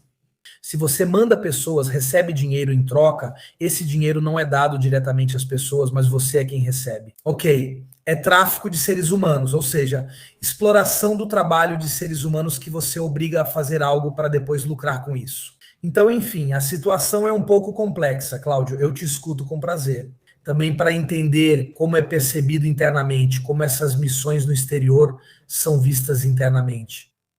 Então, não, na verdade, finalmente fico feliz, depois de anos, que se possa ter algo discordante e tentar integrá-lo com alguém competente. que normalmente, então, obviamente, considero muito sensatos os pontos que Diego levantou sobre a questão dos médicos cubanos.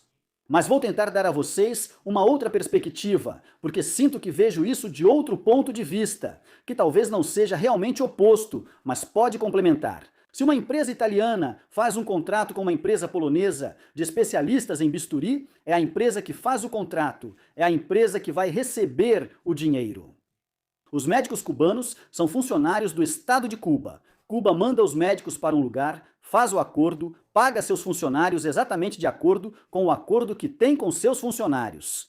E ganha o dinheiro da mesma forma que aquela fábrica italiana faria.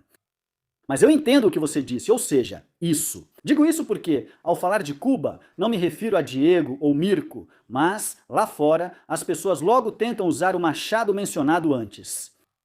Não é estranho para mim imaginar que uma empresa, nesse caso um Estado-empresa, como um Estado socialista como o cubano, fidelista, para ser preciso, envie seus funcionários, e que seja o Estado, aqui a empresa, que faça o contrato. Se vocês pensarem bem, esse aspecto não é nada estranho. Entendo o seu ponto e espero que faça as pessoas refletirem em casa, até mesmo Mirko, que não trabalha com centrais. A empresa faz o contrato, Cuba negocia com os países para onde envia funcionários, isso é comum. Não é estranho que o médico ou funcionário não receba o dinheiro diretamente. Numa empresa, Mirko, você recebe pelo seu trabalho e paga seus colaboradores. Sim, desculpa, mas o que você disse tem alguns pontos controversos, no sentido de que uma coisa é fazer algo, né? O produto é a pessoa. Deixa eu terminar, Diego, só um instante, senão fico em minoria, e não é esse o sentido. Quero complementar com um raciocínio, não tem pontos controversos, é realmente o Estado de Cuba que tem seus funcionários. Mas entendo o que Diego está dizendo, que, sendo um Estado e, portanto, parte de uma realidade humana constituída, estatal, nas leis internacionais. Enviar dessa maneira pode realmente ser configurado como exploração, até porque é feito em uma fase estratégica. Ou seja, é verdade que o ministro da Economia, em Cuba, a economia é calculada também supondo ter um retorno econômico com o envio de recursos humanos. É verdade, então eu complemento com isso, porque não acho estranho que seja a empresa a pagar seus funcionários e, portanto, a lucrar de onde envia. Mas eu entendo, por outro lado, que se isso é feito de forma forçada e estratégica. E além disso, é um Estado, então não é uma empresa no sentido do termo, mas sim toda a população de uma região do mundo. Há muito a ser contestado e, respondendo ao Diego, não é tão complicado, é mais simples do que parece. Esse ponto também deve ser integrado. Ao dizer isso, mostrei a vocês uma das razões psicológicas que levaram os cubanos a imaginar essa ideia no passado. Essa era exatamente a intenção. Temos nossos funcionários e produtos, enviamos e lucramos, mas em nosso sistema socialista somos nós que pagamos os funcionários. Mas agora, qual é a percepção? É aquela que Diego falou, no sentido de que realmente sempre se tem essa sensação de que até a pessoa que mais acredita nisso e que entende esse mecanismo e que diz sim, é verdade, eu faço bem em receber meu salário, mesmo que seja baixo. No fim, o dinheiro que você ganha em Cuba, como na minha empresa, é destinado a todo o país. Quer dizer, no final das contas, se você vai a um hotel 5 estrelas e paga, o dinheiro vai para a saúde cubana, para os transportes, mas no meio do caminho as coisas não funcionam e existe o mercado alternativo. Um médico que diz, eu vou, me dão 1.000 pesos, 2.000 pesos e não vê o ganho imediato do seu trabalho. Isso pode ser, na minha opinião, considerado um fracasso, porque faz você perder a vontade de continuar intervindo, mesmo quando você acredita. Se não for equilibrado, não vejo isso só do outro lado. Acho que deve ser integrado. Espero ter me explicado, Assi, e acredito que compartilho o relato e a análise feita em nível de Estado. Diego, mas no final, Mirko, a DEA nasceu assim? E é verdade que eles são funcionários do Estado e que é o Estado que faz o contrato. O que está errado, ou melhor, não é a minha opinião. O que muitos acham que está errado, eu não vou dizer. A minha opinião, obviamente, nem o Diego disse. Eu fiz uma análise, é que há uma forçação, há uma falta de reconhecimento do empenho externo. E há uma estratégia técnica que, do ponto de vista legal, foi até considerada tráfico de seres humanos. Desse ponto de vista, o ponto, e eu não acho que seja o oposto, muito pelo contrário. Esse tipo de diálogo é o que se faz ou deveria se fazer na universidade, para ampliar a visão sobre o assunto. Por isso, eu te dizia, há um lado humano que, na minha opinião, não só deve ser destacado, mas também é digno de elogio. Porque, de qualquer forma, mesmo quem vem te ajudar durante a Covid, também está se arriscando. A questão é que o raciocínio está dentro da lógica, que compreendemos perfeitamente. É como se ao capitalismo fosse concedido tudo, e ao socialismo, já que ficou em minoria, não se pudesse conceder determinados tipos de estratégias.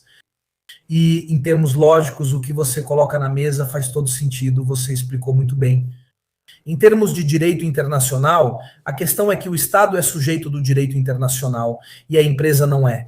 E isso é falho no direito internacional, porque hoje pensar que existem empresas transnacionais que lucram mais do que o produto interno bruto de um Estado, que não estão sujeitas ao direito internacional e que, portanto, têm carta branca para várias coisas, isso também é bastante. Em espanhol, abrumador significa algo que até assusta um pouco. Mas na arquitetura do direito internacional que temos hoje, o Estado é sujeito do direito internacional porque ratifica determinados tratados, enquanto a empresa tem as mãos mais livres. Depois que a empresa com os expatriados faça um pouco o que quiser. E que, obviamente, existam países que utilizam empresas para fazer a mesma coisa que Cuba faz, né, sempre em uma perspectiva estratégica.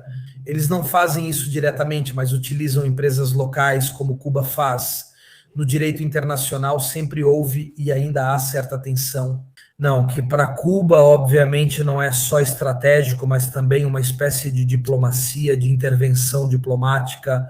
Esqueci de comentar algo sobre o que você disse antes.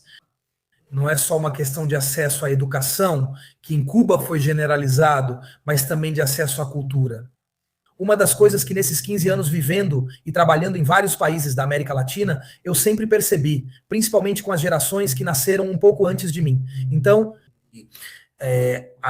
até os anos 60, anos 70, e, portanto, antes da queda da União Soviética, havia um acesso à cultura incrível, que era muito superior ao nível médio das mesmas gerações da América Latina, que não faziam parte dessas camadas sociais que provavelmente estamos falando de oligarquia quase, né? Ou seja, daqueles que tinham acesso tinham um poder econômico tal. Por isso vou estudar nas Ivy League dos Estados Unidos ou vou fazer o European Tour. Não, olha, você pegava uma pessoa cubana de 30 anos nos anos 90, comparava com uma pessoa de 30 anos de classe social média-baixa do resto da América Latina.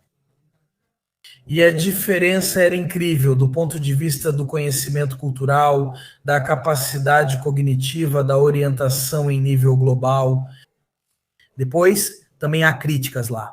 Se você entra hoje em uma livraria em Cuba, vê a famosa frase de Fidel Castro: nós não dizemos ao povo acredite, nós dizemos ao povo, nós não dizemos ao povo acredite, dizemos ao povo leia. Porém, há uma censura que não permite que determinados livros entrem. Digo lo que piace a noi, insomma. Também o contraponto.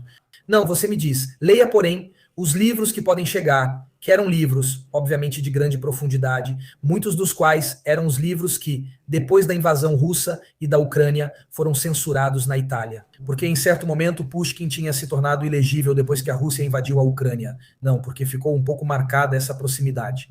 Então, espera, né? Assim eu também digo, há um problema de fundo. Um dos grandes elementos característicos da grande empreitada cubana é tornar a cultura acessível, difundida para todas as camadas da população. Isso na América Latina só foi feito por Cuba, só Cuba.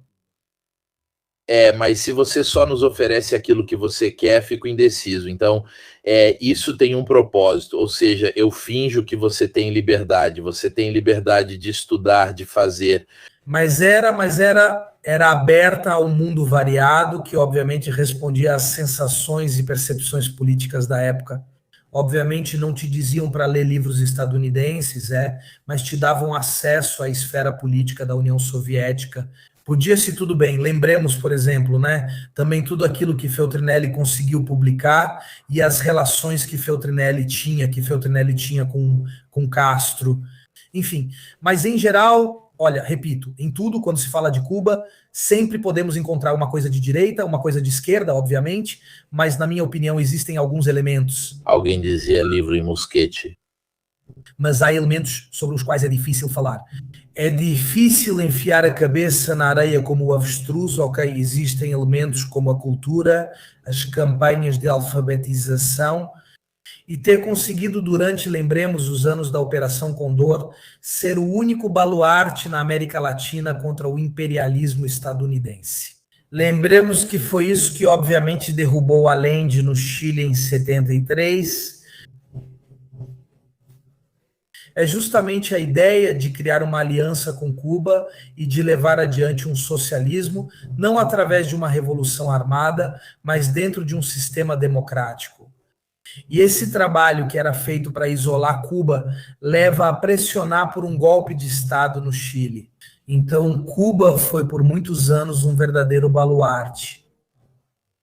Hoje, a pergunta que eu me faço, não tenho a resposta, deixo aí, Díaz-Canel representa essa herança para os cubanos e para quem internacionalmente defendeu, se apaixonou pelo sonho cubano e fez disso também uma missão de vida. Também na Itália, porque sabemos que na Itália Cuba é vista com muito carinho, com muito afeto.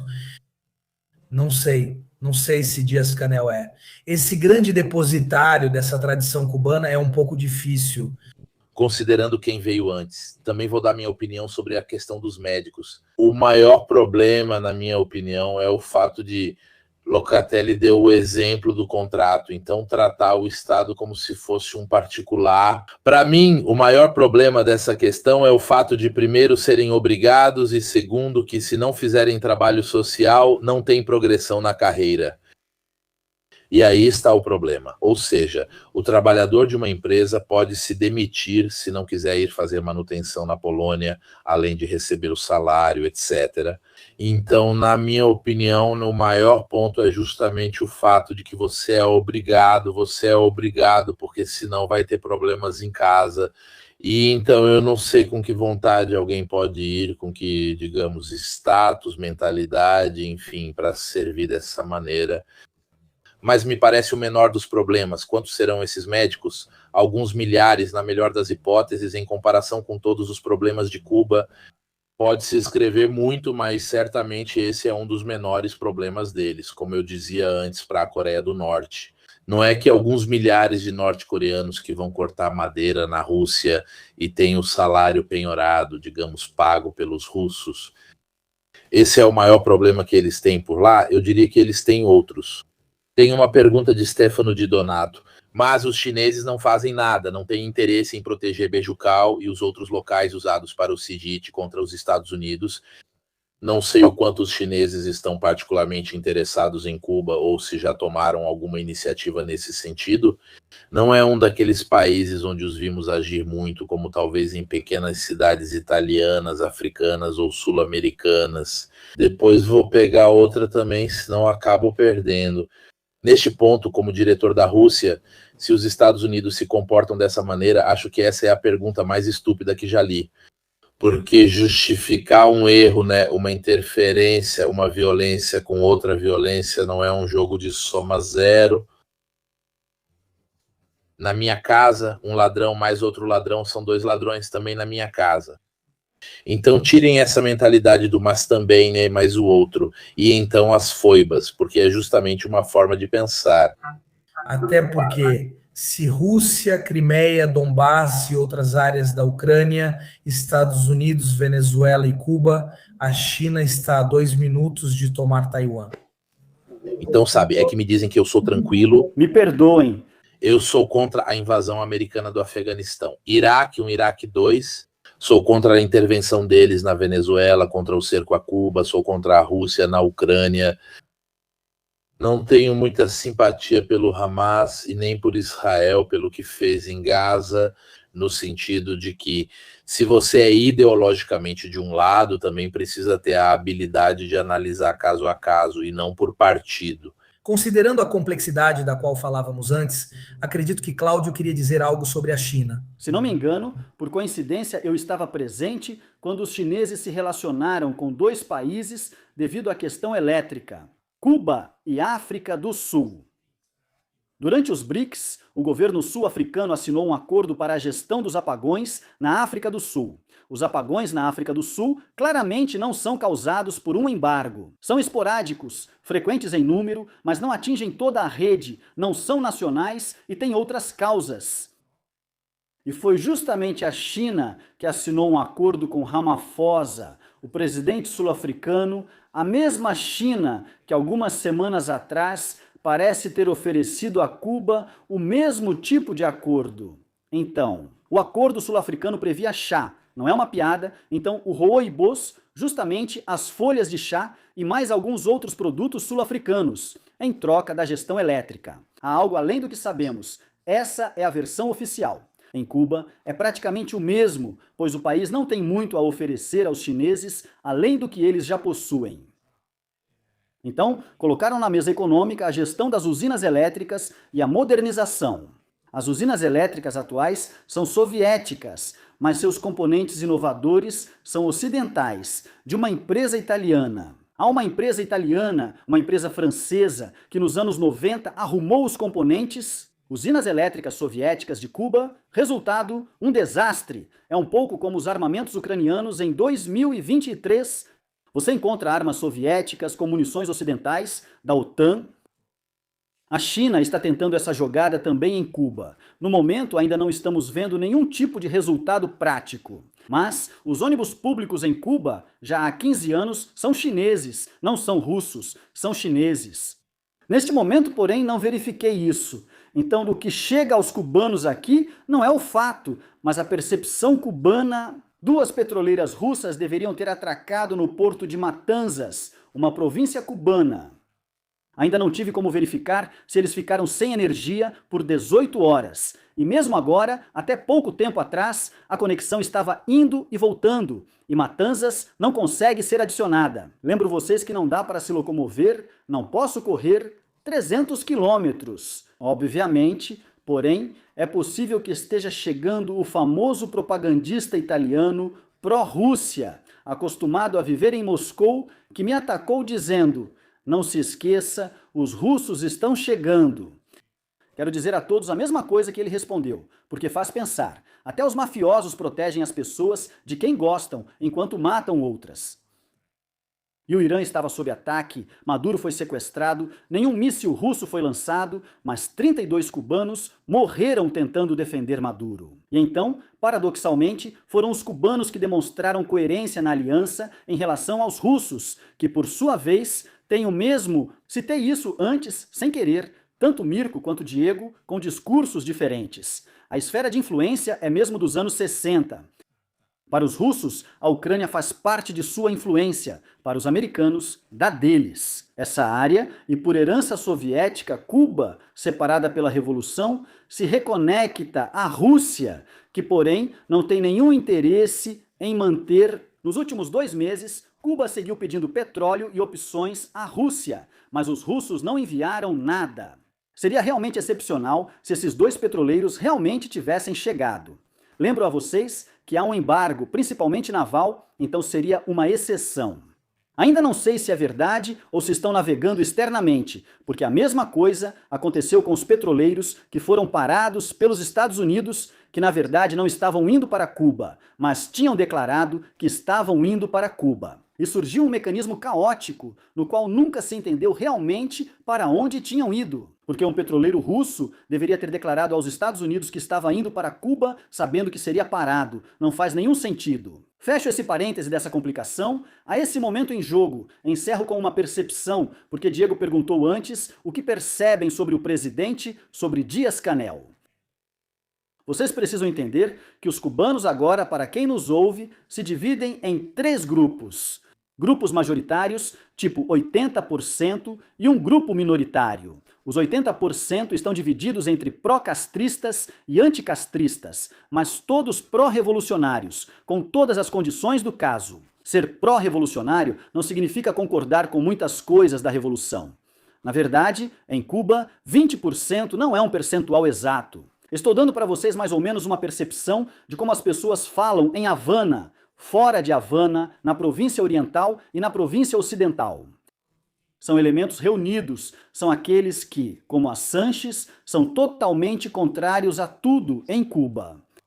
E estão totalmente dispostos a deixá-la nas mãos dos americanos ou de qualquer outro, como o Afeganistão americano. Sobre o presidente, há um ponto importante. Era um engenheiro, é uma pessoa nascida depois da Revolução. Fidel e Raul têm políticas bem diferentes. Diego e os cubanos sabem disso. Em casa, muitos dizem, estou com Fidel ou com Raul, mostrando que são coisas distintas. Na Itália, acham que são a mesma pessoa, os Castro. Não é assim. Raul sempre foi mais pragmático e foi ele quem introduziu as reformas de privatização parciais. Fidel sempre foi aquele dos grandes movimentos de massa e dos grandes eventos, até mesmo fracassados. Às vezes, como na fracassada campanha da cana-de-açúcar, eles precisavam alcançar milhões, mas não conseguiram. E Fidel disse isso publicamente. Por que estou dizendo isso para vocês? Porque Fidel, como político, não como revolucionário. A primeira reforma que ele fez na terra, a terra que ele expropriou, era a da mãe dele, a dele mesmo. Qual político na Itália vocês conhecem que, ao fazer uma reforma, a primeira coisa que perde é a sua propriedade privada? Isso é para fazer vocês entrarem na mentalidade cubana, daquela parte revolucionária que te diz, sobre esse ponto específico, te diz. Mas pelo menos ele testou os erros em si mesmo, enquanto Díaz-Canel, no momento, parece uma pessoa... Ele é definido como uma pessoa de bom coração, é isso que dizem. É definido como uma pessoa de bom coração, é definido como uma pessoa que ama Cuba, mas também é definido por muitos como uma pessoa que não parece ter o pulso firme, que Fidel tinha. E continuei ouvindo todos repetirem essa frase. Se tivesse Fidel, se tivesse Fidel. O engraçado é que cada um entende uma coisa diferente, diz a frase, mas entende um aspecto diferente da mesma frase idêntica. Depois perguntei, estou investigando e dizem que o resultado é diferente. Isso é importante, pois mostra que esperança e confiança das pessoas têm esse referencial. Como se dissesse, pelo menos ele, quando fez as coisas, mesmo errando, fez na própria pele. E isso, neste momento, em Cuba, realmente permanece. Mas atenção à juventude! Em 2015, conversei com a embaixadora do G4 de Cuba, em Nova York. Você está em uma sala escura, com o telefone vermelho, aquele usado, aliás, em vários contextos difíceis, e uma imagem de Fidel Castro. Ela me disse, nós teremos o mercado livre e teremos todas as conquistas da Revolução juntas. Eu olhei para ele e tive vontade de rir, de tristeza, porque a ideia... Alguns jovens cubanos, ou nem tão jovens, ela agora deve ter uns 30 anos, era uma representante do G4 na ONU, diplomata cubana, 24 anos. Essa é uma das conquistas da Revolução ligada à cultura de que Diego falava, que você podia acessar, como Yuri Gagarin, qualquer coisa. Isso é parecido também com um pedacinho da União Soviética inicial. Mas ela, que agora deve ter uns 30 anos, espero conseguir reencontrá-la. Ela tinha essa ideia que muitos jovens cubanos têm, de que é possível integrar as duas coisas, que se pode ter o direito social. Assistência aos idosos, eles estavam em uma fila outro dia, e quando chegavam idosos, mulheres grávidas, deixavam elas passarem imediatamente, ou seja, nem precisava pensar sobre isso. Existem os subsídios para pessoas com deficiência. Aqui atrás, perto da escadaria da Universidade de Havana, há um novo projeto recente para pessoas com deficiência, semelhante aos restaurantes italianos, onde elas trabalham atendendo mesas. Criado pelo Estado cubano, ou seja, continua oferecendo assistência. E também a questão dos transportes que mencionei antes, a subsidiariedade dos transportes, esse mecanismo. Vejam, a mentalidade cubana é complicada e a situação cubana também é complicada. Muitos jovens pensam que querem o mercado que nós temos, porque são inteligentes para entender isso, são cultos para desejar isso. E pensam que Cuba pode se tornar a Itália, não pensam que Cuba vai se tornar a Nigéria. E isso é fazer como a China, no capitalismo de Estado. Tem alguém que acredita nisso, mas não entre os jovens. Tem alguém, do lado de Raul, aliás, Castro, é justamente essa linha que você citou, a de Raul Castro, na verdade, que acredita nisso. Tanto é que uma semana atrás, eles abriram, depois do agravamento da situação, abriram os investimentos. Cubanos estrangeiros, ou seja, pela primeira vez há alguns dias, os cubanos no exterior podem fazer negócios na ilha.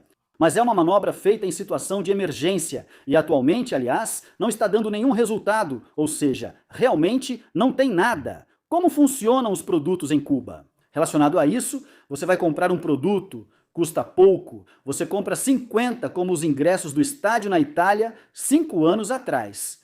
E você revende por mais, acaba que aqueles que revendem para turistas ou para outros contratantes estrangeiros, o resultado é o produto que você recebe no final. Um ovo em Cuba custava 33 centavos. 33 centavos agora custa 2 pesos a caixa de ovos. Agora, eu não estava sonhando antes. Essa coisa que eu queria te contar chega a custar até 2, 3 mil pesos, quando na verdade comprar do governo não custa nada. Mas tudo é comprado e revendido. Hoje eu conversei com um policial, aliás, da Guarda de Finanças cubana, que me dizia que eles já não sabem mais o que fazer. Porque principalmente os jovens, que são os mesmos da criminalidade, na maioria das vezes, não todos, começam a fazer vendas triplas.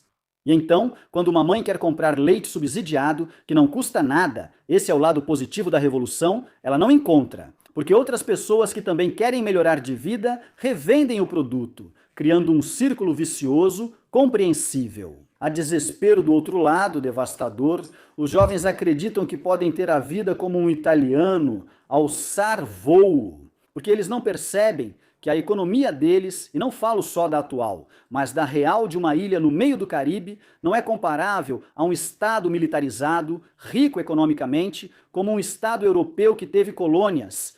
Cuba era uma colônia, a sociedade cubana é antirracista, não porque seja por natureza, mas porque, de fato, é negra. Crioula, hispânica e assim por diante, isso é importante de entender, os jovens cubanos acreditam que podem sair daqui amanhã. Uma pergunta para Diego: quanto da admiração que os cubanos têm por Fidel é honesta e quanto é porque eles foram doutrinados por 50 anos ao gostar do líder, já que estávamos falando de educação, quanto dessa educação era pura narrativa do herói, etc. Então a pessoa fica com essa lembrança. Se você perguntasse a um russo nos anos 50 se Stalin era um grande líder, ele diria que sim. Depois, com o tempo, começou a desestalinização. Gostaria de saber como estará Cuba em 20 anos se nada mudar. Eu aqui dou uma opinião. Que é isso, né? Ou seja, uma percepção e é um raciocínio. Não é um dado, porque não existe, digamos, uma estatística sobre isso. Então, para sermos honestos também, em relação ao que estamos dizendo, não podemos raciocinar sobre dados, sobre eventos históricos. Em outros momentos, raciocinamos sobre percepções. Na minha opinião, essa pergunta seria mais adequada para um psicólogo. Não, porque aqui estamos lidando com esferas da percepção, que obviamente entram na romantização do líder. Na síndrome de Estocolmo, não. E aquela situação em que basicamente você começa a se sentir mais próximo do sequestrador do que daqueles que deveriam te libertar. E é um saudável de vontade de seguir uma liderança muito forte que mudou a história de um continente, na minha opinião. Quanto há, por exemplo, no ensino escolar, quanto era dedicado. Obviamente, se você conversa com pessoas que foram criadas e educadas em Cuba, no pós-revolução, como acontecia na Venezuela de Chávez, as crianças, havia os livros escolares e você encontrava uma criança no livro escolar, escola, figura, que era abraçada por Bolívar, Jesus e Chávez. Ou seja, obviamente modesto. Digamos, um currículo escolar um pouco ideologizado, né? Depois essas coisas, desculpa, fascinam muito, porque eu sempre acho que tanto nos fascismos quanto, digamos, na ideologia de extrema esquerda comunista e tal, no final acabam recaindo exatamente nas mesmas coisas. Não, obviamente há a construção de um simbolismo que precisa ser muito forte. Eu, por exemplo, lembro, vou te contar isso, não sei se talvez, olha, Cláudio, vou te dar dever de casa, brincadeira, mas vai ouvir se alguém se lembra disso. Isso porque diziam para eles cantarem na escola, ou pelo menos pronunciarem. Era na Bolívia, basicamente era na Bolívia.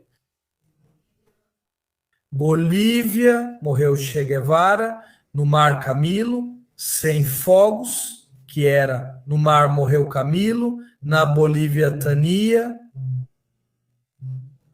No mar morreu Camilo, na Bolívia Tania, o Che.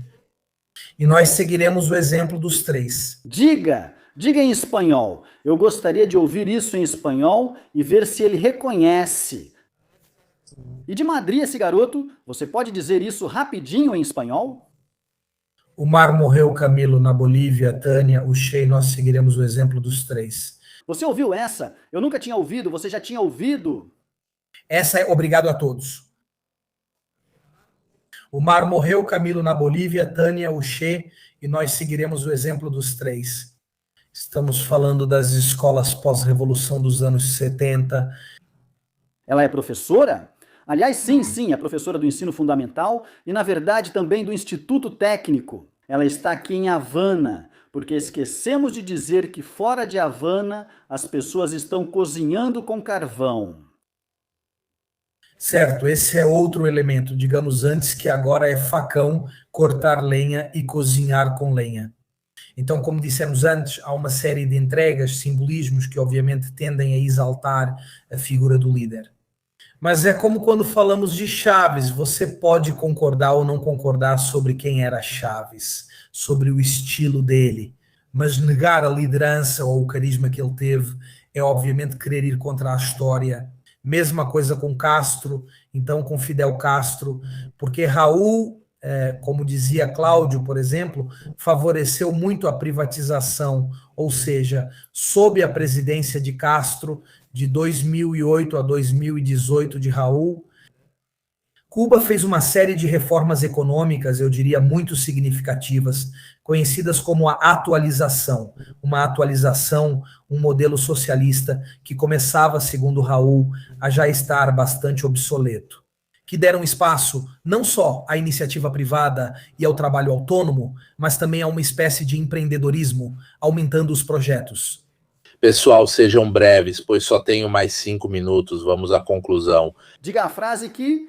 Você dizia no mar morreu Camilo, na Bolívia Tania e o Che, e nós seguiremos o exemplo dos três. Você já ouviu? Você conhece? Sim, bom. Você já conhecia antes? Sim, e ela é popular, ainda é popular, muito popular, diz que ainda é muito popular, também entre os jovens. Por Tamara Bunke. Tamara Bunke, claro, Tânia e Tamara Bunke. E por que isso era justamente por isso? Ele me contava isso quando eu trabalhava no Equador, na fronteira com a Colômbia, onde atuava a Frente 48 das Farc. Quando eu trabalhava naquela região, médicos cubanos que tinham fugido dessas missões me diziam, na escola faziam a gente cantar isso. Quando íamos para a escola, eles ficavam em frente à bandeira e faziam a gente cantar. Isso era para nos lembrar das pessoas mais visíveis que tinham dado a vida por Cuba. Então nós tínhamos que ter esse tipo de espírito. Então, repito, obviamente existem vários elementos, mas a liderança de Castro, em parte, na minha opinião, ou seja, se vendia sozinha. Uma coisa, porém, que eu quero dizer, porque é importante, se a Cuba que conhecemos vier a cair, e não do modo histórico, natural dos países que passam por mudanças internas, que podem levar, por exemplo, com Raul Castro, a algumas reformas. Seja Ano que se libertou. Se não tem esse processo interno, mas se Cuba acabar sendo derrubada, porque estão falando em querer derrubar o sistema cubano? Neste momento, como Trump quer fazer, provavelmente se apaga a última chama na América Latina da possibilidade de algo diferente. Porque o Foro de São Paulo, alguém mencionou nos comentários, nos anos 90, de onde surgiram Lula, Chaves e outros presidentes que depois apareceram, nós já falamos sobre isso. Não, Mirko, você se lembra da maré rosa nos dois ciclos, né? Sempre se basearam em um princípio. Cuba era o ponto de partida, né? O ponto de retorno, né? O grande fio ideológico, quem conseguiu resistir ao avanço dos Estados Unidos. Se Cuba cair, hoje não há ninguém na América Latina capaz de herdar esse legado que é muito grande. mas uma vez que já caiu. A Venezuela, com todos os erros que a Venezuela cometeu, o que eu acho que cometeu, sabemos, não há ninguém neste momento. Sheinbaum não é capaz. Neste momento, Cláudia Sheinbaum não é capaz de, digamos, equilibrar uma possível queda, uma possível derrubada de Cuba. Neste momento. Até porque, depois de Ciapú, depois do México, neste momento, veja, não há nenhum problema em relação ao que a administração Trump quer. E pergunta, Cláudio, vai? Simplesmente o que os cubanos me disseram, que estou ouvindo nesses dias, etc. Precisamos proteger o nosso socialismo, mas na verdade precisamos atualizá-lo e modificá-lo. O que vários, principalmente aqueles que pensam um pouco mais, gostariam é que aquilo que é justo, que funciona, que é bonito, que faz sentido, continue. Mas que todo o resto precise ser atualizado e modificado para 2026. Ouvi isso ser dito várias e várias vezes, principalmente por pessoas um pouco mais velhas, entre 35, 45, 50 anos, continuam repetindo. Fizemos o certo, há várias coisas certas, mencionamos muitas delas nesta transmissão junto com o Diego, mas precisa ser atualizado, ou seja, não deve ficar ultrapassado, virar o quintal de outra pessoa, porque aqui corre o risco de ser bem pior do que uma faca na rua. Pode se tornar como a América do Sul, em alguns aspectos, ou a América Central em certas áreas. Exato, corre o risco de virar o Haiti. Já Cuba sempre foi, por décadas e um pouco menos agora, segura, com acesso para muitos. Baluarte, como dizia Diego, com todas as suas dificuldades e contradições. Mas de fato com alguns indicadores sociais de expectativa de vida. E outros, iguais aos nossos, mas com 1/500º do dinheiro que nós temos. Porém, muitos dizem, justamente por isso, muitos dizem. Precisamos conseguir preservar isso, mas não dá para continuar assim. Precisamos atualizar tudo para 2026 e encontrar algo novo. E usam uma frase antiga para dizer isso. Revolução permanente. Continuam repetindo. Então, eu digo isso para encerrar. Eu não suporto nem um pouco o sistema que eles têm lá, assim como não gosto de tudo que está ligado ao sistema soviético em si. Mas acredito que cada um pode se governar como achar melhor. E que sejam os povos que devem decidir se não querem mais adotar aquele sistema, não os governos de outros países. Então, que façam o que acharem melhor e espero que não haja interferências externas. Última coisa, já que Cláudio está lá também para dar apoio, ele fez essa missão de solidariedade. Eu vou colocar o link para vocês, porque ele levou alguns painéis solares para recarregar. Obviamente, o que for necessário, já que eles não têm como fazer isso sozinhos. Na minha opinião, quando há solidariedade, nós fizemos isso para o terremoto no Marrocos, eu também fiz isso de forma privada. No que diz respeito a quem presta assistência médica na Ucrânia, é sempre algo correto. Independentemente se eu gosto desse sistema ou não, né, sou pró-americano, pró-cubano, trotskista, né, o que vocês acharem, o sofrimento das pessoas, se alguém pode ajudar, eu ajudaria. Seja alguém que se acha super fascista, se eu vejo na lama e sofrendo, ou alguém que é um super comunista, porque a humanidade vai além da ideologia, do que gostamos e do que não gostamos. Isso tem que ficar bem claro na cabeça. Vamos continuar humanos e digo só isso, porque não tem desculpa, faltava um ponto. De qualquer forma, estou aqui em missão de verificação e divulgação. E além disso, como faço frequentemente. Então, quem quiser aproveitar meu empenho em campo, etc., pode apoiar e tornar a missão real. E além disso, apoiar essa ação solidária. Para esclarecer, Mirko mencionou, são painéis portáteis, dobráveis, que servem para recarregar, usamos um a pouco para carregar os celulares e as lanternas. Como vocês podem imaginar, duas das coisas mais importantes necessárias neste momento. Eu estou aqui de forma independente, autônoma, em um período em que também há um comboio solidário internacional com mais ou menos críticas, que faz parte dos eventos. Então estou acompanhando toda a Cuba, inclusive isso, mas não faço parte desse comboio, nem de outras coisas. É uma missão, como tantas outras. Mirko, eu venho com frequência, você sabe, porque me dá espaço e oportunidades, mas eu estou sempre aqui de forma autônoma. Então, vocês que o acompanham, e quem talvez também acompanha Diego, se quiserem continuar apoiando o trabalho em campo. Os aviões, a comida, as coisas, Tudo custa, é necessário isso, apoiar a missão e, nesse caso também, essa ação solidária. São 20 painéis dobráveis para celulares e lanternas. Para ser preciso, obrigado, fazemos questão de especificar, já que Mãe Gão Se Bons Ambus Aliás, é adiantado. Não diga por quê. porque você também tem que ir. Não. Não, digo, custo dos painéis. Que Cláudio corretamente antecipou, como o barco, ele antecipou tudo. Então essa é a história. Agradeço muito a Diego Batistessa e Cláudio Locatelli. Eu os convido para terça-feira, quando vamos falar novamente sobre o Irã, porque as coisas estão acontecendo e precisamos acompanhar. Então estarão comigo Daniele Moro, Fontana e Lanzara. Seremos um pouco políticos, um pouco técnicos para desmistificar algumas coisas, porque entre derrubadas de amigos isso aconteceu, talvez há muita confusão. Depois as pessoas se concentram nos detalhes, tipo os 2 mísseis lançados em Diego Garcia, e aí não olham para o quadro geral do que está acontecendo. Então, obrigado a todos e boa noite. Nos vemos na terça-feira.